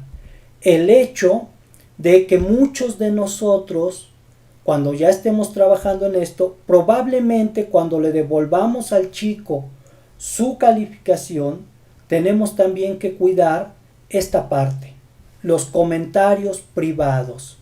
Esta parte que la traen todas las plataformas, todos los salones virtuales, esta parte nosotros la debemos utilizar para dar retroalimentación. Con esta es con la que nos vamos a ayudar, porque muchos lo que hacemos es calificar e inmediatamente devolvemos. Y aquí es al revés. Lo que tenemos que hacer es mandar sus comentarios privados, su retroalimentación y ahora sí devolver. Ya que el chico haya rehecho todo lo que a lo mejor se había equivocado, no hizo bien, entonces sí ya calificamos. Insisto, evaluación formativa es ayudar para que sigan aprendiendo. Entonces debemos nosotros impulsar la evaluación formativa en estos aspectos. Y con ello podemos ir dando una mejor retroalimentación. Retroalimentación importante del trabajo que podamos hacer con comentarios privados y utilizar esta pestañita. Que no nos gane el hecho de irnos directamente a lo que está en el círculo rojo, sino que vayamos primero a dar retroalimentación. Y aquí está, también nuevamente les va a aparecer allí en Google Classroom esta parte. Añade un comentario privado, es decir, retroalimenta a tus chicos. Lo que enviaste, lo que me entregaste, este ensayo que me entregaste, esta reflexión que hiciste, de pronto pienso que es necesario que retomes esto, veas aquello, te doy otro recurso, te apoyo con este video, etc. Y me lo vuelves a entregar. Pensemos que la idea no es trabajar para reprobar, pensemos que la idea es trabajar para que los chicos sigan aprendiendo y sigan fomentando su nivel de conocimiento y de competencia. Y ahí está precisamente donde podemos dar la retroalimentación. Yo les sugiero, a lo mejor ahorita no todos han empezado a trabajar, pero yo les sugiero que siempre consideren en los próximos meses, porque esto seguramente va a ser así, el trabajo ya ahí, en los próximos meses no olviden esta pestaña que es muy importante y es con la que mejor valoramos el trabajo de los chicos. Bueno, ya para cerrar y ya no aburrirlos, transitar hacia las analíticas de la evaluación. En próximos meses, del próximo año estoy seguro, que vamos a ir transitando a una analítica de la evaluación. Y esto es muy importante. Google Classroom no nos ofrece una analítica integral del trabajo, solamente podemos con él desarrollar algunos aspectos de analítica. ¿Qué es la analítica? La analítica son aquellos datos, o algunos le conocen como el Big Data, que en estas plataformas se albergan de todos los procesos que van realizando nuestros alumnos y que en un momento determinado nos permiten ver por cuadros, por estadísticas, por gráficas, cómo fue el proceso que llevó a cabo nuestro alumno mediante la entrega de trabajos o las evaluaciones que se realizaron, inclusive las mismas calificaciones. Nosotros, ojo con esto, no podemos reducir la evaluación a una lista de control de entregó o no entregó. Ese es el grave error que en algunos casos se está cometiendo. A ver, maestro, ¿cómo va tu alumno? Pues sí, mira, aquí en mi listado tengo que el 20 de mayo el chico no me entregó, todos los demás sí me entregaron. Este otro sí me entregó, este no. ¿Me explico? No, la evaluación no debe ser eso. A un control de entregó o no entregó. Porque si no, pareciera ser, y esto es lo que ya les había comentado atrás, aplicamos la analogía de la gallina, que con el respeto de los alumnos, ¿no? Y respeto de todos nosotros, esta analogía que no es mía, se maneja mucho en el ámbito de la teoría de la evaluación, esa analogía en la cual yo lo único que hago, tengo mi gallinita, que en este caso es la analogía del chico, ¿no? Tengo mi gallinita, la alimento y la peso, a ver si ya engordó, si ya pesa más. La vuelvo a alimentar y la peso. No, eso a veces hacemos con los alumnos. Le doy contenido y lo evalúo para ver si sacó 10 o no. Le doy otra vez contenido y lo evalúo. No, esa analogía no aplica en este tipo de procesos. Nosotros más bien debemos ir a lo profundo de las prácticas del profesor y del estudiante. No es nada más cuánto pesa, sino también ver por qué ese peso se está generando. Y aquí les traigo otra analogía que es muy importante en el ámbito de la evaluación formativa. Cuando tú evalúas formativamente, pensémoslo en la analogía del jardín. Si tú lo único que quieres medir, tienes una plantita en tu jardín y entonces cada día sacas tu regla, vas y la mides y dices, no, hoy no creció nada. Hoy creció 3 milímetros, 1 centímetro y ya te vas. Al otro día llegas y la vuelves a medir y llevas tu control. Eso es evaluación sumativa. Evaluación formativa es, si hoy tu plantita no creció, ¿qué vas a hacer para que crezca? Y entonces a lo mejor le vas a dar abono, le vas a poner abono, a lo mejor le vas a poner un poco de agua, a lo mejor la vas a quitar del sol, a lo mejor hasta le vas a decir palabras amorosas a tu plantita. Y eso es precisamente de lo que se trata la evaluación formativa. Ahora tú trasládalo con tu alumno. Si tú viste que no está logrando eso que tú pretendías, ¿qué vas a hacer con tu alumno? ¿Cómo le vas a abonar a tu alumno? ¿Cómo le vas a promover otras condiciones para que siga creciendo o siga desarrollándose?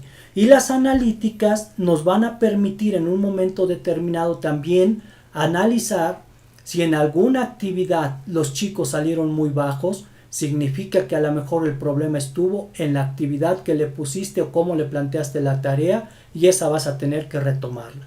Porque nuevamente, evaluar formativamente me implica a mí como maestro, porque a lo mejor el problema soy yo y no es tanto el alumno o los alumnos.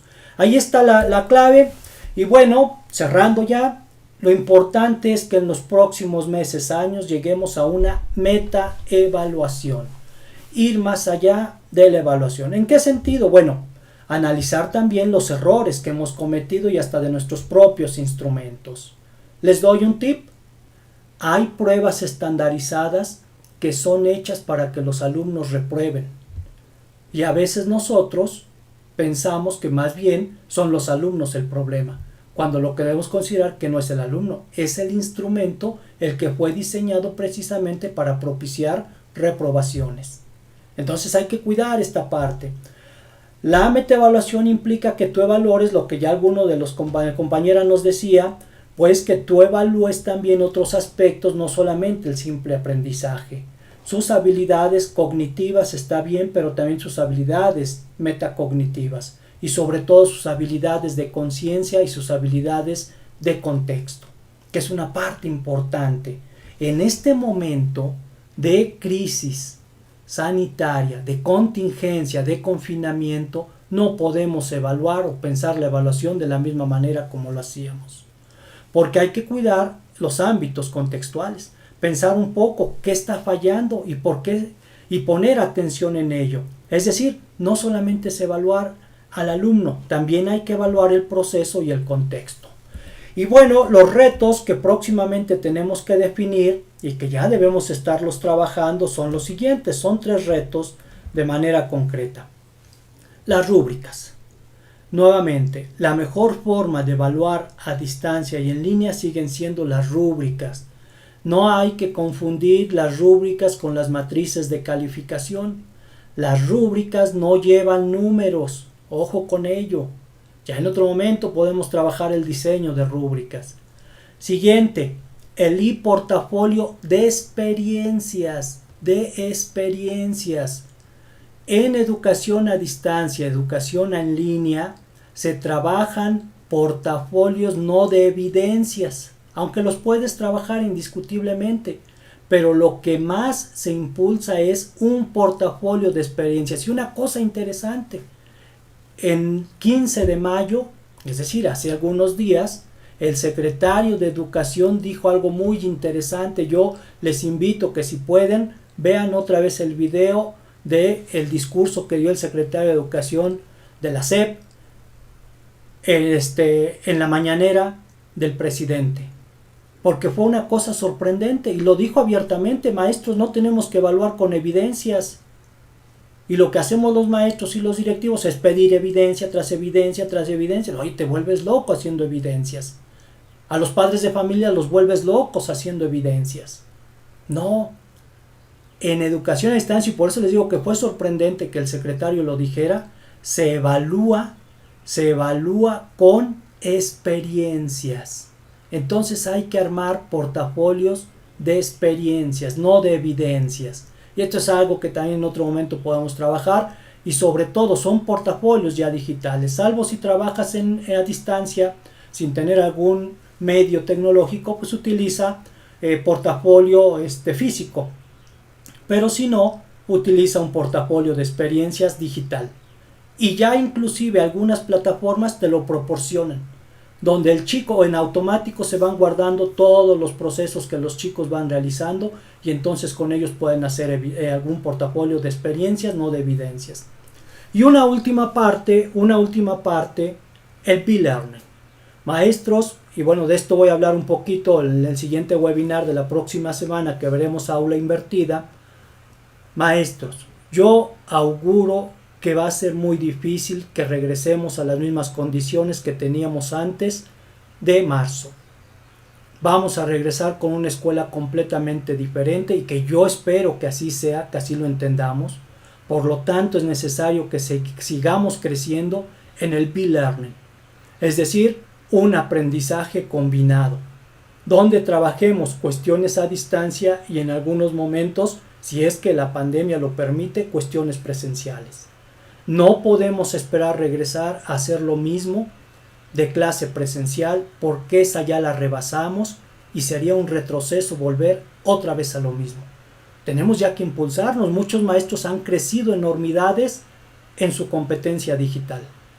No echemos a la basura en los próximos meses todo esto que hemos logrado y que nos ha costado sudor y lágrimas para trabajar a distancia. Entonces ese es el reto importante. Voy a ver algunas de las últimas preguntas que van haciendo y con ello cerramos. Bueno, nos dice César López, la evaluación a distancia es una buena oportunidad para acercarnos a sus alumnos con medios tecnológicos y continuar fortaleciendo sus habilidades de destrezas, actitudes, aptitudes y conocimientos. Muy bien, César, pues esa es la esencia. Rescataste muy bien esa esencia de lo que se pretende en estos momentos y lo que viene a futuro. Esta es una oportunidad de oro para todos nosotros. También así, bueno, tenemos Ere, te saludo Ere con mucho aprecio. Considero muy importante que analicemos nuestras concepciones en torno a la evaluación, pues de ello dependerá la apertura que podemos tener hacia el aprendizaje de formas diferentes. Muy bien, Ere, tú desde tu función que tienes puedes empezar a desarrollar este tipo de formas, que la evaluación precisamente la veamos de una manera diferente, y en el papel que juegas puedes influir bastante para ello. Bueno, pues Yolanda Segura nos dice: la retroalimentación parte fundamental del proceso de aprendizaje. Esa es de la esencia que manejábamos en este momento. Y bueno, en evaluación formativa no podemos enfrascarnos en una lista de control, precisamente. Eso sería lo peor que haríamos. La evaluación formativa no lleva listas de control y no conlleva poner números. Por lo tanto, ahí tendríamos que ver este tipo de procesos importantes, ¿no? Dice Cele González: hablarles, cantarles, ponerle música, se ponen bellas. Bueno, espero que sea en el sentido en el que estábamos hablando. El problema sigue siendo el tradicionalismo, el autoritarismo y la falta de conocimiento, nos dice Abisaí. Pues sí, pero ya podemos romperlo. Muy bien, Abisaí, podemos ya en este momento empezar a romper esas lógicas, y yo les aseguro que en este momento ya se está haciendo. Por lo tanto, hay que seguir insistiendo. El muro se rompe, la roca se horada cuando el agua golpea y golpea de manera constante. Entonces hay que seguir empujando de una manera imposible. Jorge Hernández: de acuerdo a los contextos de cada escuela será difícil, pero no imposible. Así es. Yo sé que a algunos les va a costar mucho trabajo, otros no tanto. Sé de maestros que con estos procesos se han ido como peces en el agua, que han logrado unas cosas envidiables, trabajando en Google Classroom, trabajando online, trabajando a distancia. Hombre, que los alumnos están fascinados y pues contentos. Entonces tenemos que ir a eso. No va a ser difícil porque venimos de una tradición muy fuerte de casi 120 años. Cambiarla en meses va a ser muy difícil, pero sí lo que se ha logrado ha sido de reconocimiento, ¿no? Entonces, pues adelante, como bien dice Miguel Aguilar, una invitación para que todos sigamos echándole ganas en este sentido, aplicando algunas de las cosas que tendríamos que hacer para poder lograr mejores procesos de aprendizaje en nuestros chicos. Llevar un seguimiento, más no para evaluar, llevar un registro de reporte y que reportan evidencia del trabajo en casa. Nuevamente, Otilio, yo les decía, pues bueno, puede ser una cuestión que manejemos, pero que no los abrumemos con eso, porque eso no es evaluación. El hecho de nada más registrar si entregó o no entregó con una evidencia, una foto, algo que te mande, no es evaluar. Hay algo más que tenemos que ir mucho más allá de este tipo de cosas, ¿no? Y bueno, pues algunas otras cosas. Dice Liz Denova: mi hija de 12 años en primero de secundaria y su maestra manda el plan de trabajo para 15 días. Mi hija dedica 2 días para realizar todas las actividades y envía productos. ¿Qué tan viable es? Bueno, aquí hay que dosificar, ¿no? Habrá que ver. Allí, por ejemplo, vean, una de las cosas que está desarrollando estas propuestas de distancia y en línea es un trabajo personalizado. A lo mejor, ahí yo tendría que ponerme en las dos posiciones, ¿no? A lo mejor tu hija, pues es una hija brillante que realiza las cosas de manera inmediata. Habría que ver si todos los alumnos lo están haciendo así, o nada más tu hija y otros cuantos, que a lo mejor son sobresalientes. Pero quizá la maestra se está ubicando más en otros chicos que tienen ciertas problemáticas o este tipo de cosas. Tendríamos que ver qué está sucediendo ahí, ¿no? Si es así, por ejemplo, si yo como maestro me doy cuenta que uno de mis alumnos está desarrollando las cosas de manera rápida, eficiente, bien, entonces a ese alumno le personalizo un poco más el trabajo y le pongo otras cosas. Porque ahí la idea es que él pues de pronto no se aburra, no diga es lo mismo de siempre, ya me aburrí, esto está muy fácil, sino hay otras cosas que podemos ponerle a estos chicos. Nos ayuda bastante la educación personalizada que nos promueve este tipo de cosas. Gracias a todos los que me felicitan, ¿no? ¿Cuál es la diferencia entre portafolio de experiencias y evidencia? Dice Silvia Guillén. Precisamente traté de ser claro en ello, lo vuelvo a repetir. Ojo, en el portafolio de evidencias es nada más el resguardo de lo que son los diferentes productos que se tienen. En el portafolio de experiencias de lo que se trata es hacer llevar al chico a reflexionar esos productos. Si me entregas a lo mejor este ensayo, supongamos, esta reflexión, ahora reflexiona sobre ella. Dime cómo lo entregué, cómo lo desarrollaste, dime qué más te costó trabajo, dime qué pudiéramos mejorar, es decir, todas esas experiencias que él vivió en este proceso. La experiencia conlleva un proceso de narrativa. Les vuelvo a repetir, muchas de las veces manejamos una evaluación en la cual, pues yo te aplico esto, me lo respondes y ya nos vemos. Ya te diré si pasaste o no, ¿no? También tenemos que decirle al chico, bueno, ¿cómo lo viviste? ¿Cómo lo desarrollaste? Y ahí el chico empieza a manejar un ámbito de actitud metacognitiva y de conciencia del ser, como nos dice Marzano. Más adelante, si gustan, en otro webinar trabajaremos cómo es un portafolio de experiencias y de evidencias, porque si el secretario de la Educación Pública lo manejó, creo que es una de las cosas en las cuales seguramente estaremos trabajando en un futuro. Pero más o menos te lo dejo en este sentido, ¿no? Y bueno, pues dice Álvaro, en un webinar no vamos a encontrar todas las respuestas. Pues sí, esa es la idea, ¿no? Esa es la idea. La idea, pues aquí hay un acercamiento. La idea ahora, como buenos maestros, seguir investigando, seguir profundizando en este sentido. Gracias a todos por la felicitación. Manuel de Jesús nos visita desde Campeche. Un abrazo, Manuel de Jesús Oil. También pues de alguna manera tendríamos que empezar a trabajar algunas cosas que de pronto nosotros desarrollemos, ¿no? ¿Cómo se evalúa un portafolio de experiencias? Se evalúa de igual manera, haciendo un reacomodo de todo aquello que de pronto vimos que tuvimos ciertos errores o que de pronto no nos ayudaron para desarrollar el aprendizaje de los chicos. Y entonces ya nos sentamos nosotros como maestros o como grupo de maestros, y se puede hasta con algunos alumnos, a ver qué es eso que de pronto los chicos nos refirieron y que no quedó bien, no quedó bien explicado, qué debemos cambiar, el tema a lo mejor no era el que los chicos buscaban, etcétera, etcétera. Entonces en ese sentido no hay una valoración numérica, se valora precisamente haciendo juicios y apreciaciones entre todos. Veamos ya para ir cerrando algunas otras cosas. Sí, como de alguna manera pudiéramos decirlo, ¿no? Nos dice Perla, estamos saturados de evidencias. Sí, vamos a odiar las evidencias. Imagínense los padres, imagínense los alumnos. Nuevamente, ¿no? Entramos con la gallinita. Casi le estamos pidiendo a la gallinita, ahora dime cuánto pesaste tú. Ya no yo, sino ahora dime tú cuánto pesaste, ¿no? Gracias a ti, Margarito, gusto saludarte. Y pues bueno, mis queridos maestros, les agradezco muchísimo la atención. Ahí les voy a dejar algunas referencias porque yo sé que algunos de ustedes quieren profundizar. A veces me dicen, bueno, pues ¿dónde puedo seguir analizando todo este tipo de cosas? ¿Dónde puedo yo trabajar algunos procesos sobre ello? Pues ahí les dejo alguna de la bibliografía que utilizamos. Es bibliografía de primera mano, de primera fuente. No estoy utilizando refritos, porque luego los refritos lo que hacen es nada más pues repetir cosas y a veces las repiten mal. Entonces pues de pronto pudiéramos ayudarnos de ello. Gracias a todos. Pues aquí cerraríamos. Les agradezco mucho y esperemos vernos muy pronto. La próxima semana, si todo sigue bien, tenemos un webinar relacionado con aula a la inversa. Están invitados todos, ojalá nos veamos.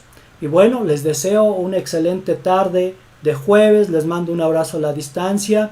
Cuídense mucho para que pronto nos veamos de manera presencial. Hasta luego, que estén muy bien.